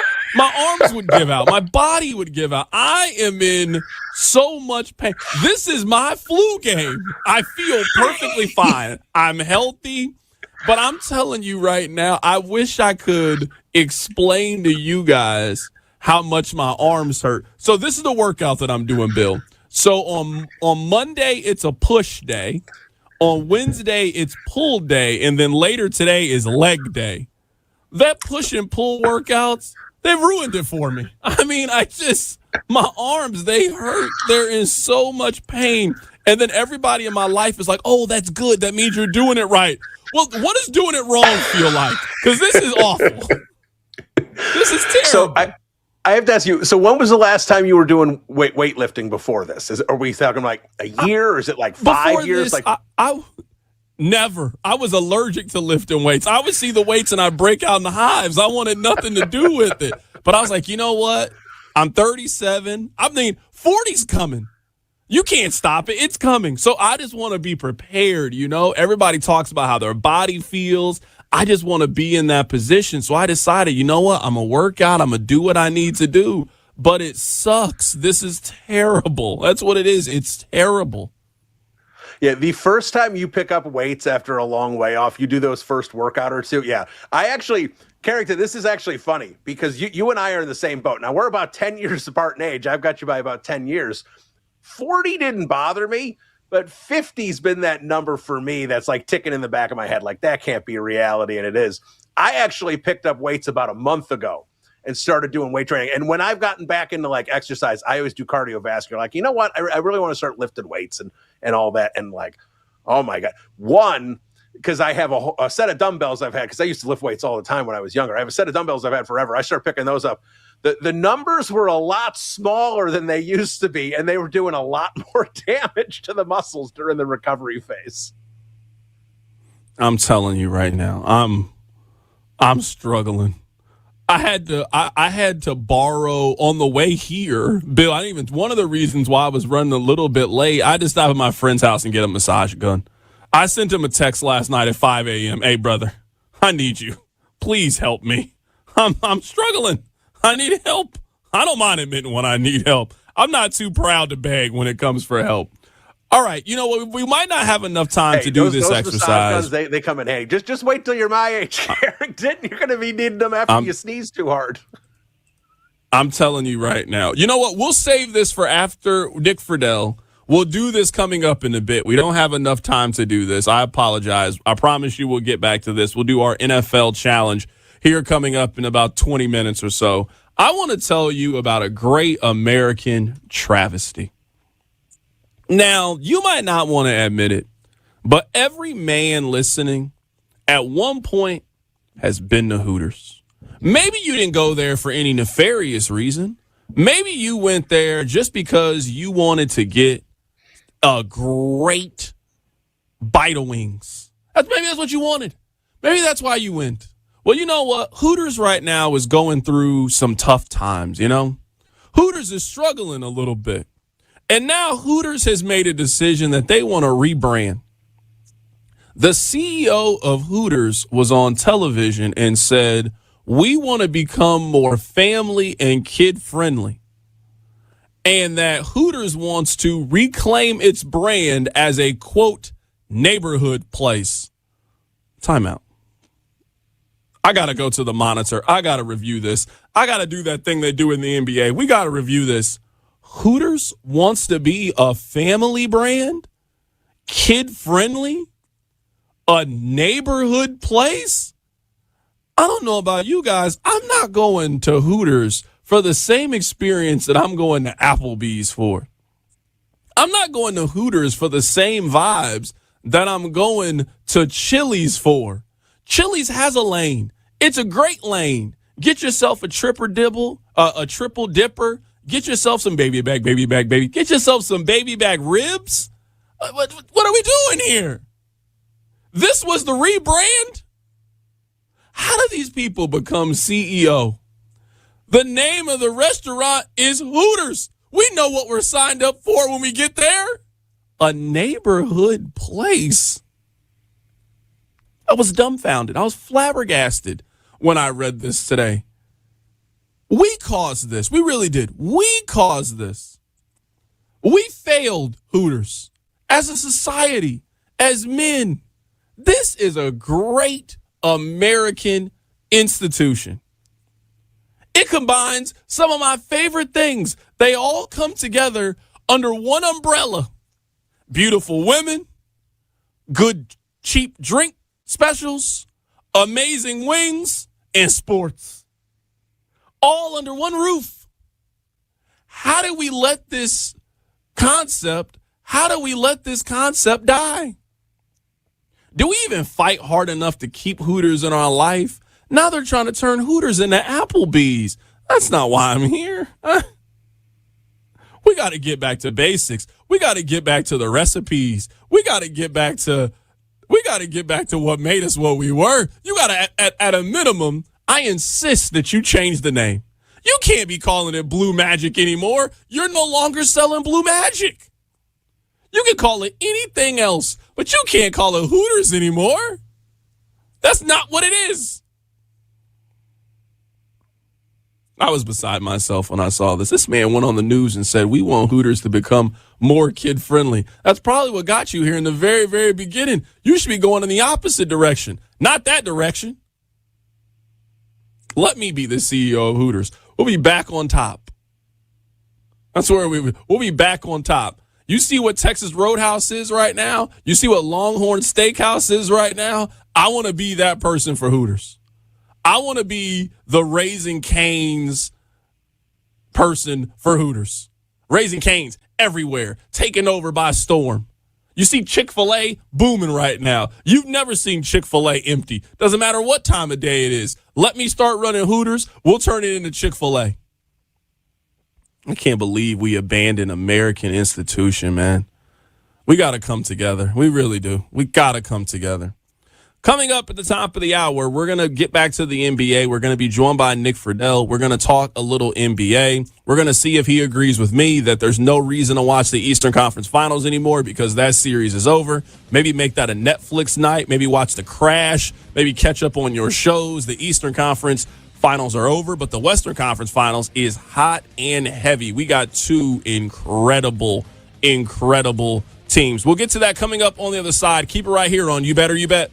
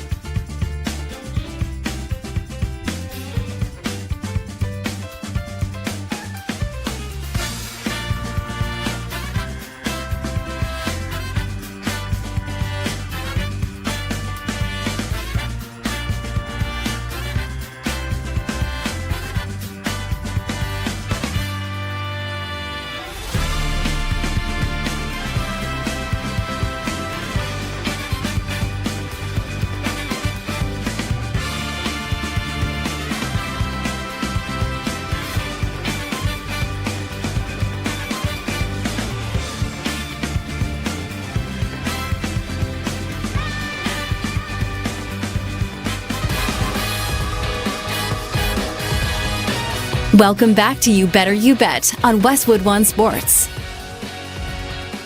All right, you know what? We are going to move our NBA guest here to the second segment. I apologize here. Thought we were going to talk some NBA here, but you know what? Sometimes plans change, but we got you in the meantime. You are listening to You Better You Bet. My name is Carrington Harrison. Very happy to be here with you on this wonderful Friday. Our guy Nick Kostos is enjoying a nice 4-day weekend. He certainly earned it. He'll be back on Tuesday after the holiday to recap everything that is going on in the world of the NBA. We're going to have Nick Friedel. He's going to join us here coming up in just a bit. So I want to do a little bit of an exercise just to get a feel for how everybody is feeling about the National Football League. Now, I'm going to call this the 10.5 challenge. Did you guys know right now that there are 7 teams in the league that their over-under is at 10.5? The Bills, Lions, Packers, Chiefs, Chargers, Niners, and Seahawks. All 7 of those teams right now, their over-under win total is 10.5. So you know what we're going to do? We're going to go down the line, and we are going to see if we can accurately predict it, the over or under on these 7 teams. Kenny, if you can you hit me with a little music? All right. You know what? I'll take the Kansas City Chiefs first up before I pass the ball. I host afternoons in Kansas City. I know this Chiefs team very, very well. I'm going to take the over, and this is why. I'm going to bet that the Chiefs are going to bounce back. I trust the addition of Kenneth Walker and think that he is going to be a major plus for this team. I love the changes that they've had on their defense, and I'm also looking at their head coach. If you look at Andy Reid, history tells you to be on the side of Andy Reid. At 10.5, if you remove last season, they would have hit the over in every season since 2014. History says that the Chiefs are going to bounce back. Sometimes there is a team that I would say they are the team from hell. And they're the team in which everything just goes wrong for them. And that was Kansas City last year. Their quarterback ended the season with the torn ACL. They couldn't run the football last year. Their number 1 wide receiver was suspended for the first 6 games of the season. Their number 2 wide receiver ran into their tight end. Their defense just had a bunch of injuries. It was just one of those years in which everything went terribly wrong for Kansas City. I'm going to bet that that doesn't happen again. So you know what? I am going to take the over on the Kansas City Chiefs. Bill, you know what? I will pass it to you next here. I'm taking the Chiefs. I'm going to take the over for the Chiefs at 10.5.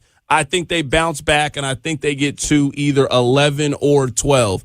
Let's go with the Buffalo Bills. You got the Bills number. Are you taking the over or the under on Buffalo? Carrington, I'm going to take the over. Like you were talking about this earlier in the show about Josh Allen and how it's kind of, the clock is ticking. He's turning 30 years old. It's now or never kind of thing for Josh Allen. And I believe that. I think Brady is going to be a better coach for what the Bills need to be than what Sean McDermott was.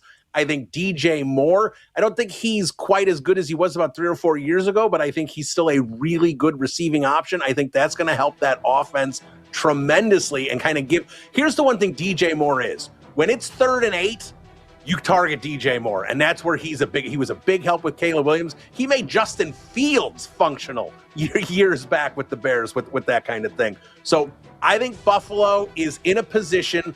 I think they're the best. I understand they've got flaws on that roster, but I still think with Josh Allen, they are the best team in the AFC. I think you can see some of those other elite teams last year, like Houston and Jacksonville, potentially regress a little bit. I don't know who's coming out of the North. I know we're going to be, talking Ravens or Bengals or whatever it might be there. I like where Buffalo is positioned. I think this team definitely goes over 10.5. I think this team is no reason this team's not pushing 12, 13 wins this season. So right now we are going through all of the teams that have an over-under of 10.5 right now. The 7 teams are Buffalo, Detroit, Green Bay, Kansas City, the Chargers, San Francisco, and Seattle. We are 2 teams in. Both teams have had the over taken for them. Over 10.5 for Kansas City, over 10.5 for the Buffalo Bills. Moving down the line, Kenny, you are up next. I am going to give you the Detroit Lions. Are you taking the over or the under for the Lions? I'm glad you gave me the Lions because I'm a Bears fan, so I know the NFC North very well, and the Lions are the one team this season that I think are the biggest challengers to the Bears for the Bears to repeat in the division. So I'm going to go Lions over. I think the Lions are going to have a good bounce-back season. I didn't love their offseason. I think they could have done more to upgrade the defense, but I think still their offense is still one of the best in the league. Dan Campbell's still a really good coach, and I think the Lions are going to definitely go over their win total and probably win the division, but I still think the Bears finish in second place and make the playoffs as well. I want to throw this out there for the group. I think the window is closed for the Lions. I think the window is closed. No Ben Johnson, missed the playoffs last year, peaked a couple of years ago. This feels like the last group with this team. They've done a really good job with this nucleus at quarterback, at running back, with the wide receiver, with Laporta, with some of the defensive changes they've tried to make. I don't know, man. I got a feeling here. I think the window is closed for the Detroit Lions. I'm a little worried about Jared Goff. I will admit that. I think towards the end of the season, he showed some signs where he could be washed now. And if he's not good next year, the offense is not going to be one of the top offenses in the league. But I still believe that it will. The pieces around him are still really good. And yeah, they don't have Ben Johnson anymore. But I do like the Drew Petzing hire. He's had some success as an offensive coordinator. I think with those pieces, he's going to do a good job. So, I mean, that's my one concern. Like if Goff has a bad season, then yeah, the Lions' window's closed. But if he's still got some left, I think their roster is definitely talented enough. I think one of the big reasons they missed the playoffs last year is because they lost those 2 games to the Vikings that they probably shouldn't have. If they didn't lose those games, they probably would have been 11-6 and would have been a playoff team. So right now, we are about halfway done. There's 7 teams in the league that have an over-under of 10.5. Bills, Lions, Packers, Chiefs, Chargers, Niners, and Seahawks. So far, everybody has taken the over on their team. All right, Tyler, you are up next. Let's keep it in the NFC North. We're going to go Green Bay Packers here. You taking the over or the under on the Pack?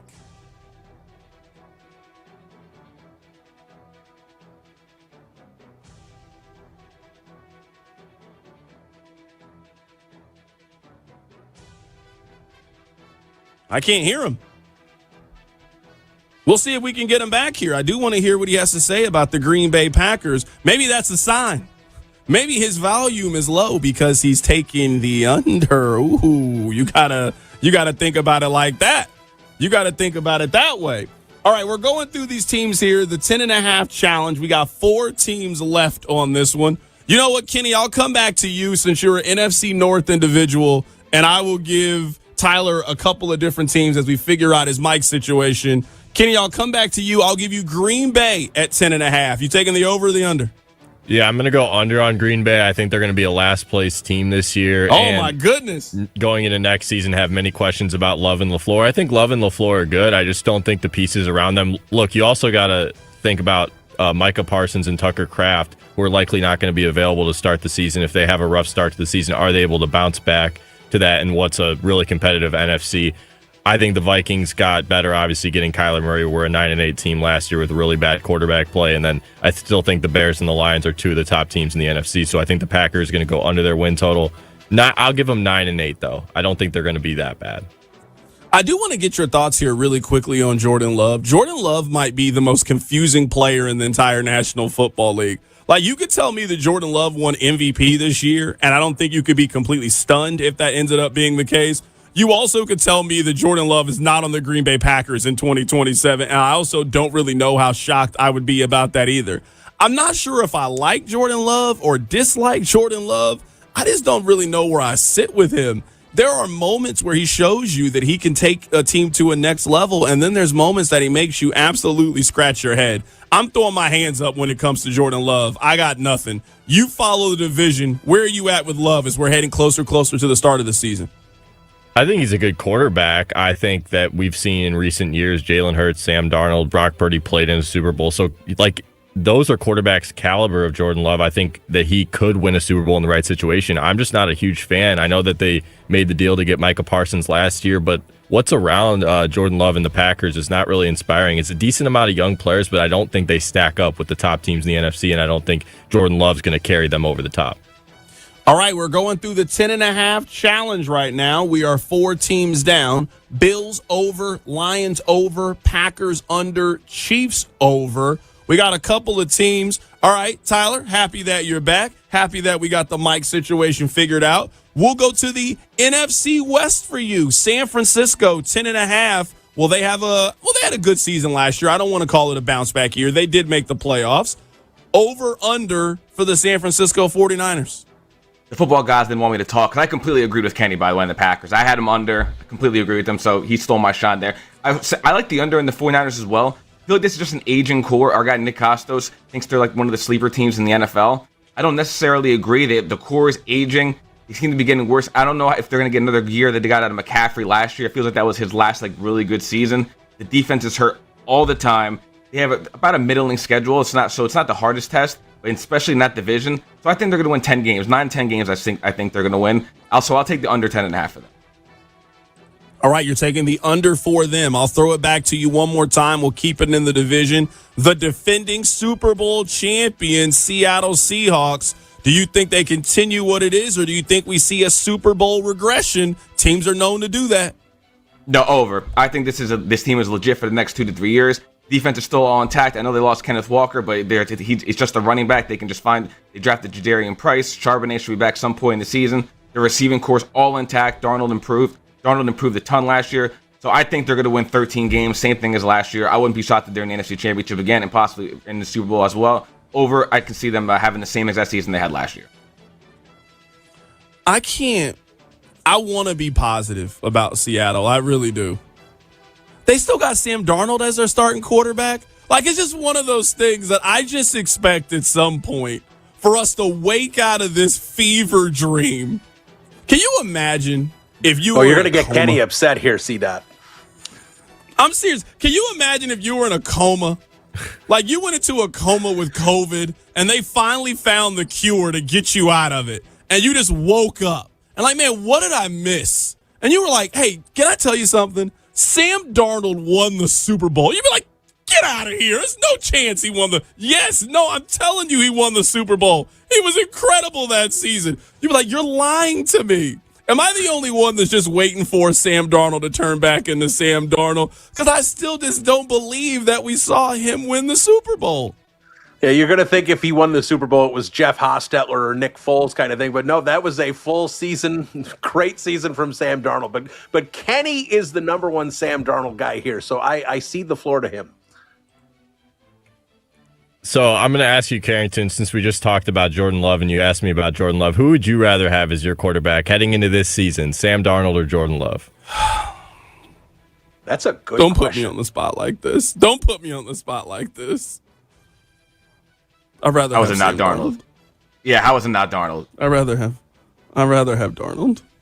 I think that tells you everything you need to know with how much the Green Bay Packers, a team that only has 3 quarterbacks in my lifetime, at least, decides to pay that guy that much money and make him their guy, that you'd take Sam Darnold. So, I mean, he's come a long way, and that just goes to show you what a bad situation does for a quarterback. He was in a bad situation, and now he, reincarnated himself, basically. Not only did he do what he did last season, but 14-3 the year previous. He's just a guy that wins games, probably one of the best game managers in the sport. You can say what you want about his talent, but he's proven himself over the last few years.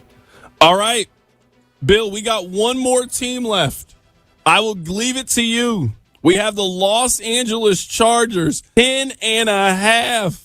Are you taking the over or the under in what should be, once again, a very competitive division with Kansas City, the Chargers, and the Broncos? You taking the over or under for Harbaugh's squad?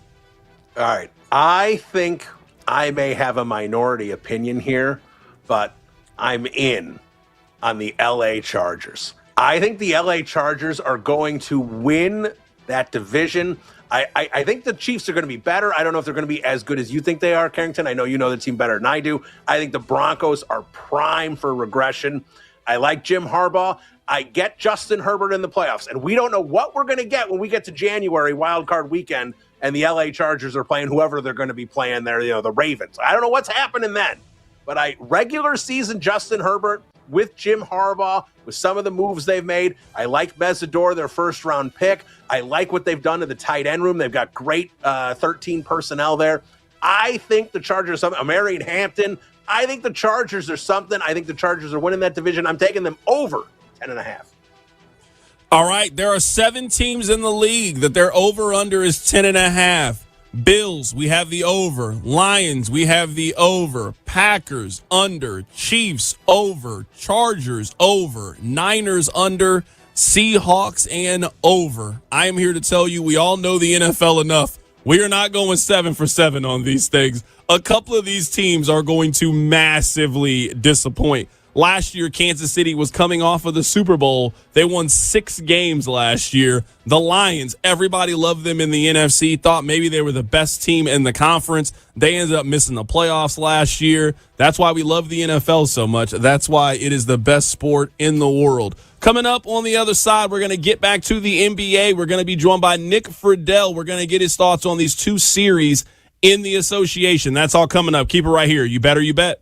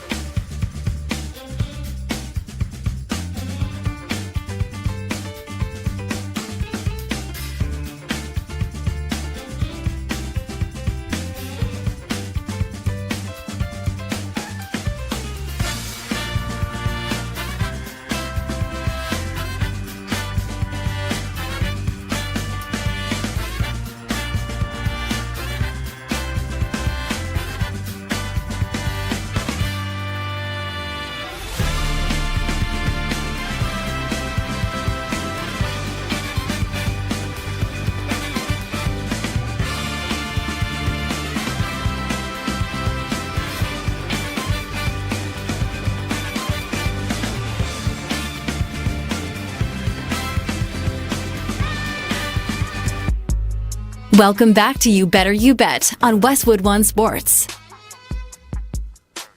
Happy to be here with you guys. My name is Carrington Harrison. We got a lot of basketball to talk about. Right now on the line is our Odyssey Sports NBA insider, Nick Friedel. Our insider calls are brought to you by Hyundai and the all-new beautiful Hyundai Palisade Hybrid. Happy to be talking Nick Friedel. We got a lot of basketball to get into. Nick, good morning, man. Thanks for waking up with us. Carrington, it's good to be with you, bud. Absolutely, man. Let's just start with this. I think the Eastern Conference Series is over. I know Cleveland has fought back. They did a great job against Toronto. They did a great job against the Pistons fighting back. Whenever Sam Merrill missed that shot and that game went to overtime, I closed the book on the Cleveland Cavaliers season. You are not alone. I hesitate to say it's all the way over just because of what we just watched in that last series. But when you melt down the way they did in game one, it makes complete sense because that was one of the worst we've seen in a long, long time. And I just believe even more in Jalen Brunson over what Donovan Mitchell can do. So I don't think it's zero, but I don't think it's above 2 or 3%. I think the Knicks not only have this 2-0 lead, they just have such a mental advantage over this Cleveland team right now. Yeah, I guess, and you and I have had this conversation in the past. How many different times are you going to expect James Harden and Donovan Mitchell to pull you out of the fire? It's one thing to do it against Toronto. It's another thing to do it against the Pistons, which I just question if they were ready for this moment. You know, you got to kind of go through the playoff fires, so to speak. And I think this series kind of showed Detroit where they're deficient at and what they need to work on this offseason. Well, that's not the situation with the Knicks. This Knicks team, they've played together. They've been through the fire. They're deep. The Knicks are just better than Cleveland. Carrington, to exactly your point, the other part that I think is getting lost in this is when you look at what the Knicks have done over the last month and a half in the playoffs, they're just crushing everybody. That part has not been as embraced, I don't feel like, by the larger sports world yet, in that the Knicks have been dominant. And so I certainly don't believe that the Cleveland Cavaliers with Mitchell and Harden are the ones that are going to take this dominant team, at least to this point, and knock them out and go win 4 of these next 5 games. So I'm with you. I think the Knicks are starting to finally get their due. They've earned it with the way they've played, but I just don't believe that this Cavs team is the team that can do it because I don't believe that even what we've seen recently, that the Pistons team that they just overwhelmed in the end is on the level of a Knicks team that has Jalen Brunson and the rest of the guys behind them playing the way that they are. Sometimes I feel like it can be perceived to be lazy analysis, but Jalen Brunson just wins. Like, he just finds ways to make winning plays. He didn't shoot it the best yesterday. I mean, in this series, he is 2 for 13 from 3. He had 14 assists yesterday. He just does whatever they need for that individual night. Jalen Brunson figures out a way to do that, to get it done, and to help the Knicks continue to move on. It's just really fun watching him play.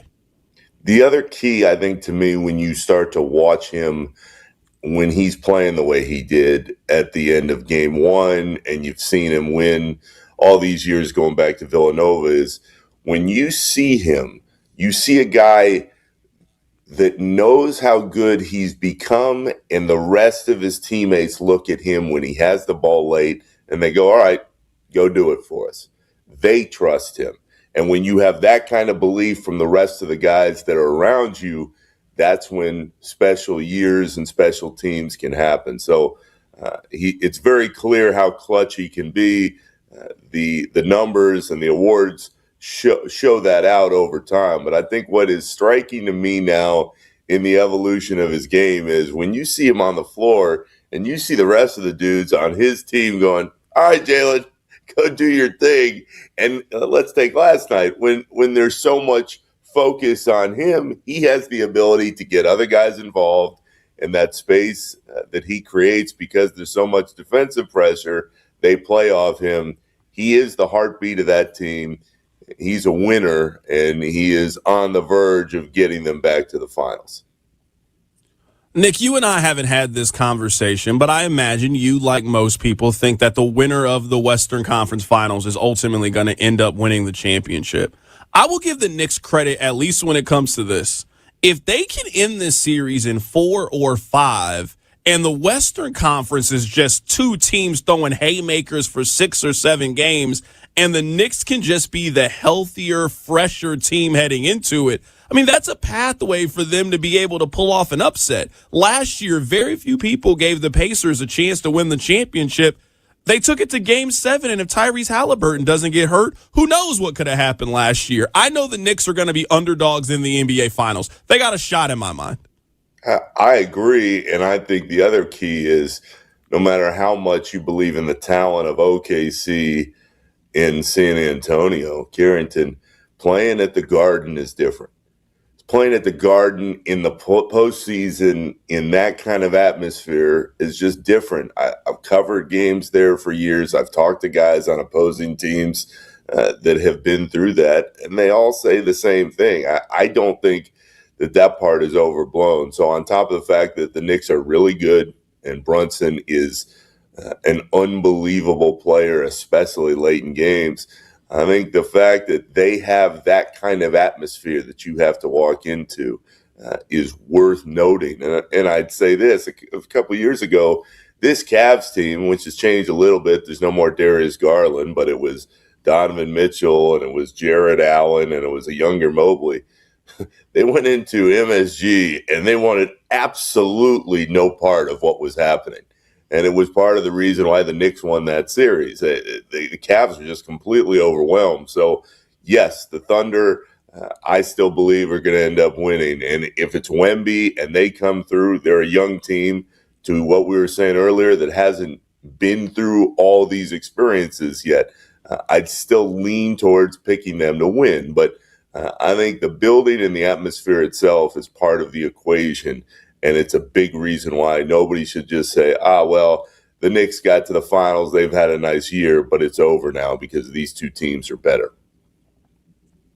Right now, we're talking to our Odyssey Sports NBA insider, Nick Friedel. Our insider calls are brought to you by Hyundai and the all-new Hyundai Palisade. Learn how to make every day epic at HyundaiUSA.com. Let's head to the Western Conference and this Game 3. Before we break down the individual matchup, Nick, you and I have both seen a lot of basketball. I don't know if you can see an NBA game played at a much higher level than Game 1. There have certainly been games with more stakes than Game 1 of the Western Conference Finals. But if you were just talking about the game, the back and forth, the moments, the talking points from it, I don't know if we've seen too many better basketball games than Game 1 of the Western Conference Finals.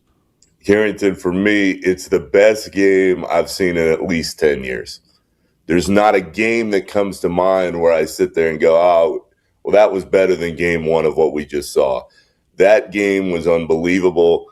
The star power in that game was on full display from Wemby.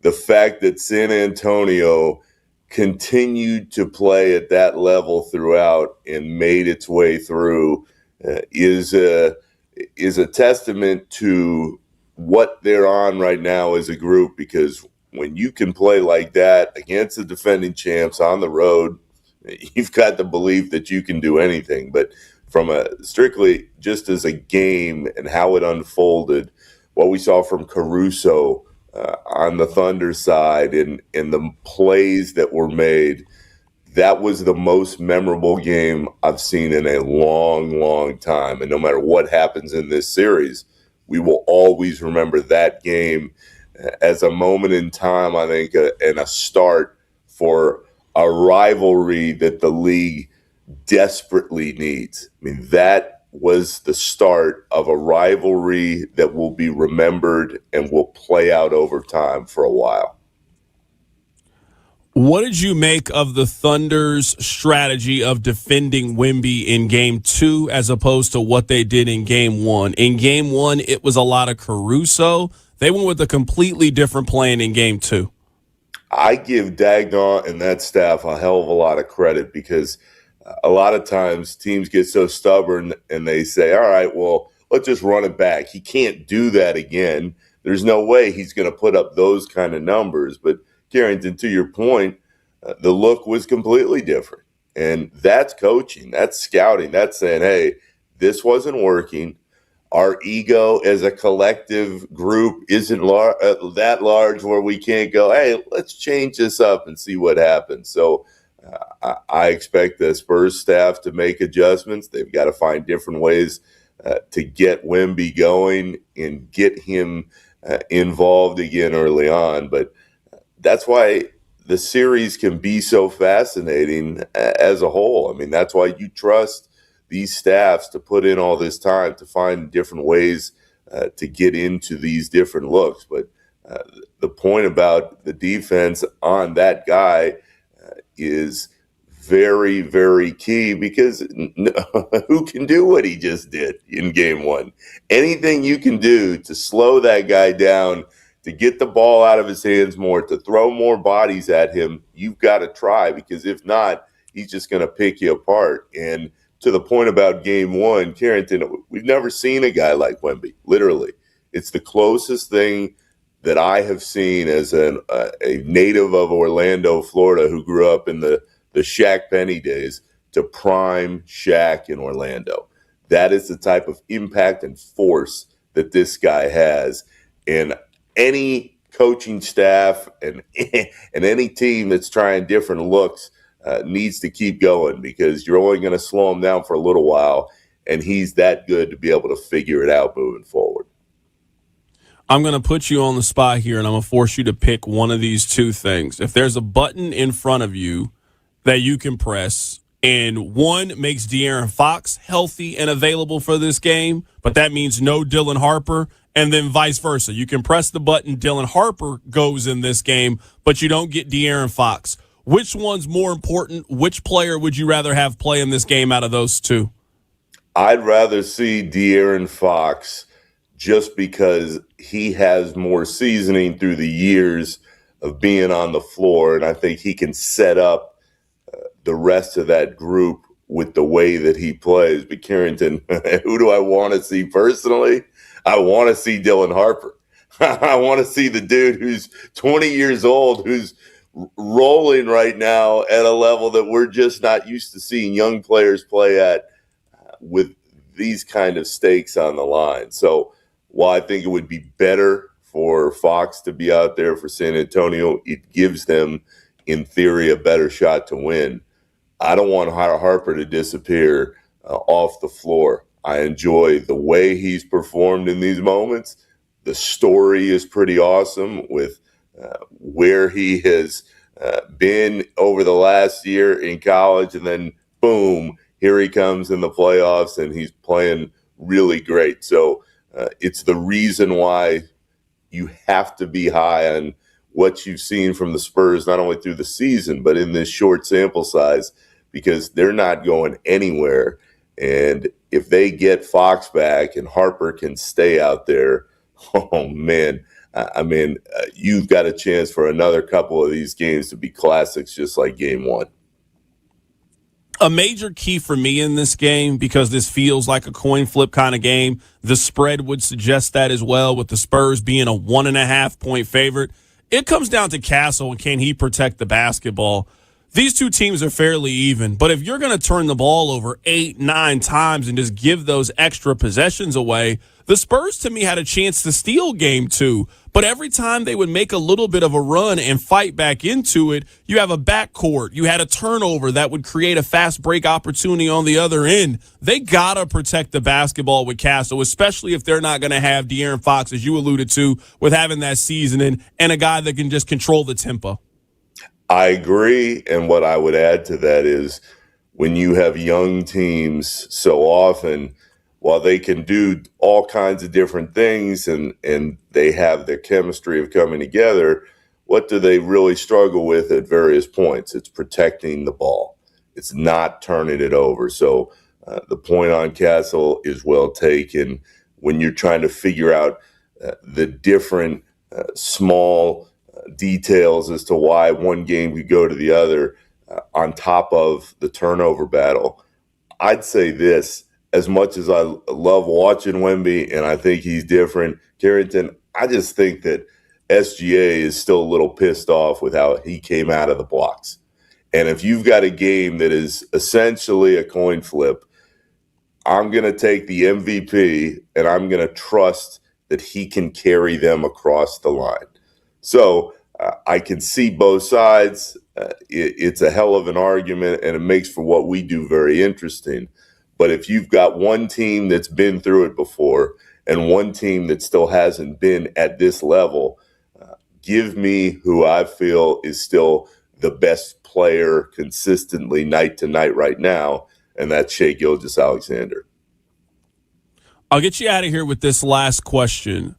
Give me a key for a Thunder win. Give me a key for a Spurs win, as we are in a critical game 3, and we all know the percentages. If you win this game, more times than not, you win the series. I would say for the Thunder, you've got to get something more from Chet. I'm not sure exactly what is going on, but if you're trusting that you have had this deep, talented roster all year, when you need it the most, your stars have to appear. I mentioned SGA. He's the MVP. He's the guy that makes everything else go. Chet's got to be there to provide something more offensively than he has to this point. I think it's within him, but for some reason, San Antonio is just giving him a hell of a lot of problems, not just in these last few games, but throughout the regular season at times. And if you're the Spurs, Carrington, the focus is always going to be on Wemby. What I'm curious about is, and this goes back to the defensive conversation, if they keep collapsing down on him and they're giving him every kind of different look to confuse him, can he immediately kick out and get the ball around to get guys different looks with that space that he creates? If he can do that and they protect the ball and they win the turnover battle, then it makes a hell of a lot of sense that they're going to win. But if it's me and I'm trying to figure out what happens, I'm still betting on SGA being the best player and winning in a tight game tonight. That was our Odyssey Sports NBA insider, Nick Friedel. Our insider calls are brought to you by Hyundai and the all-new Hyundai Palisade Hybrid. Nick, I'm excited for tonight. It's just been so fun to watch these two teams do battle. It has been exactly what we had anticipated. I'm looking forward for another instant classic later tonight, man. Great to talk some hoops with you, man, as we head into the holiday weekend. Always, buddy. And I tell you this, the league has needed this shot in the arm for a while.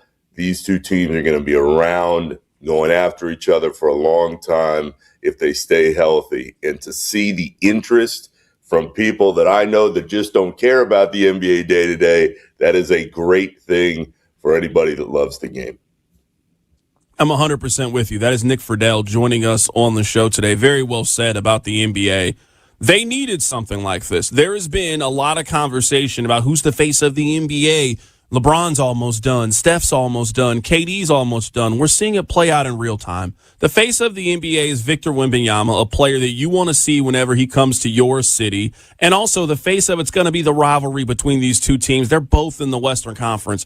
We hopefully are going to get a lot of series between the Thunder and the Spurs. Coming up on the other side, I would imagine that many of you have been invited to a fiesta this weekend. I imagine a lot of you are going to a cookout or a barbecue. I'm going to tell you what not to do. That's coming up. Keep it right here on You Better You Bet.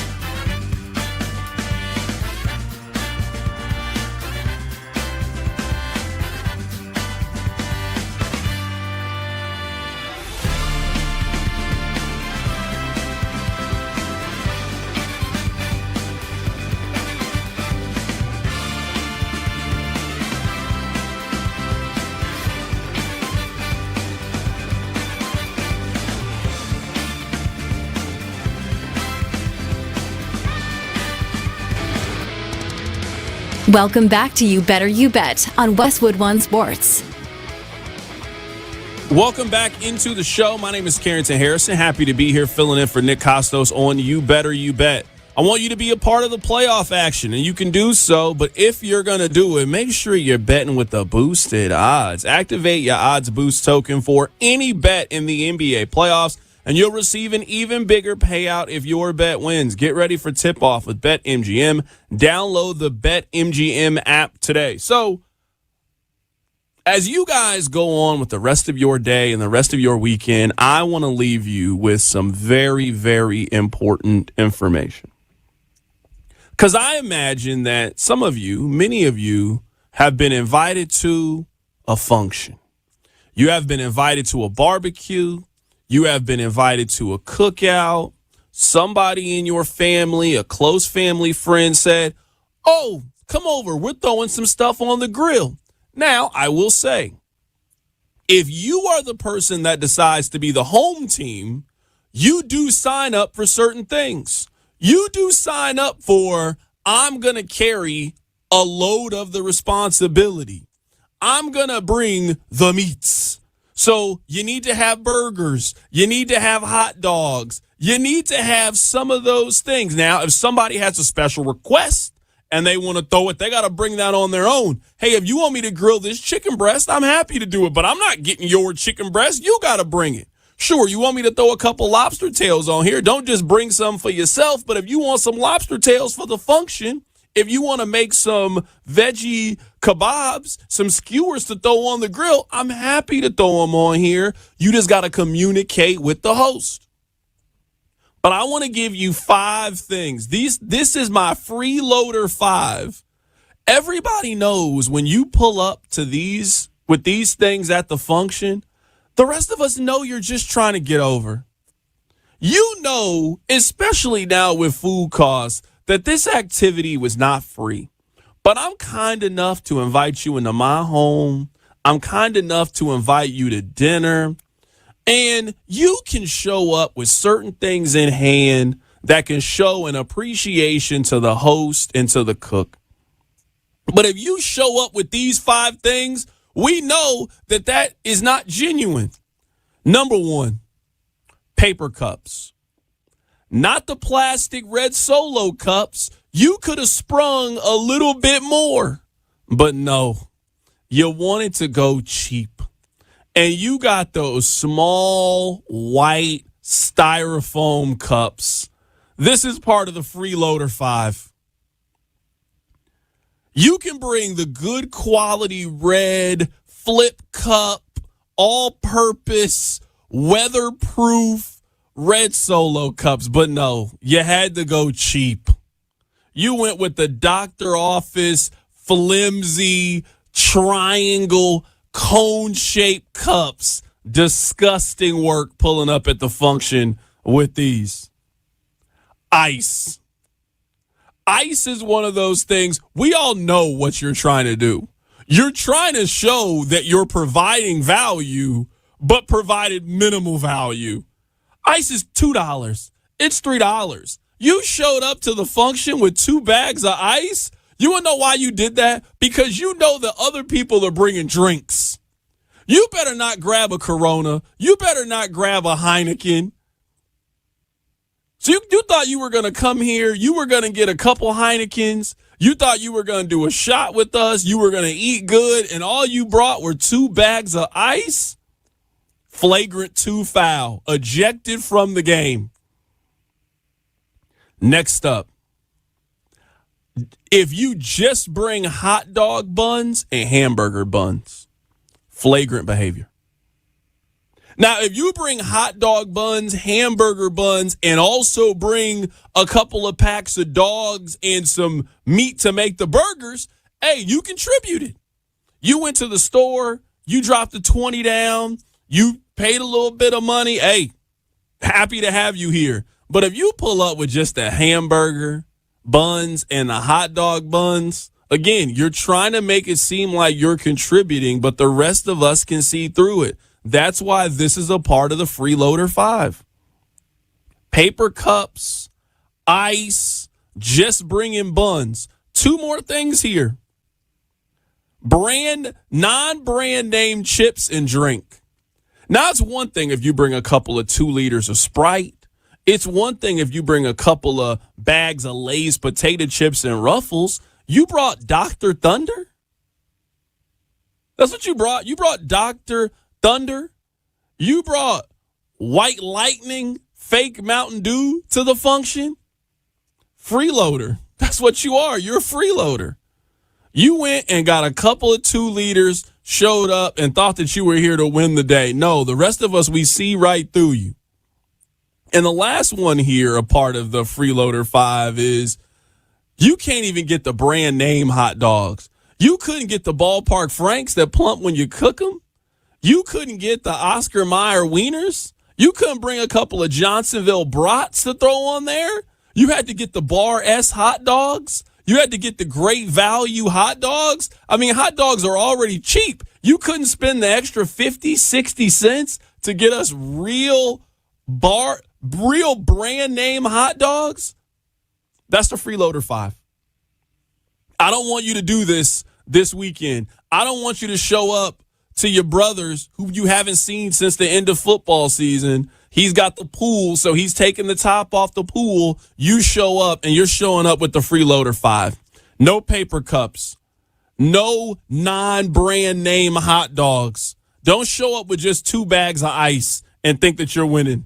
Don't show up with just hamburger buns and hot dog buns. Don't show up with the White Lightning and the Dr. Pibb and think that you've contributed to the... No, you did not contribute in any capacity. That's worse than bringing somebody to the function. You violated all kind of codes and regulations, and it must be checked. People like you must be stopped. This show's called You Better You Bet. No, it should be called You Better Not Eat. That's what needs to happen at the function. You don't need to participate in any of the festivities that we got going on. I hope that you guys have a great weekend. I appreciate everybody a part of the team. They got a phenomenal team here on You Better You Bet. Nick will be back on Tuesday. Go Knicks, go Spurs. We'll catch you guys.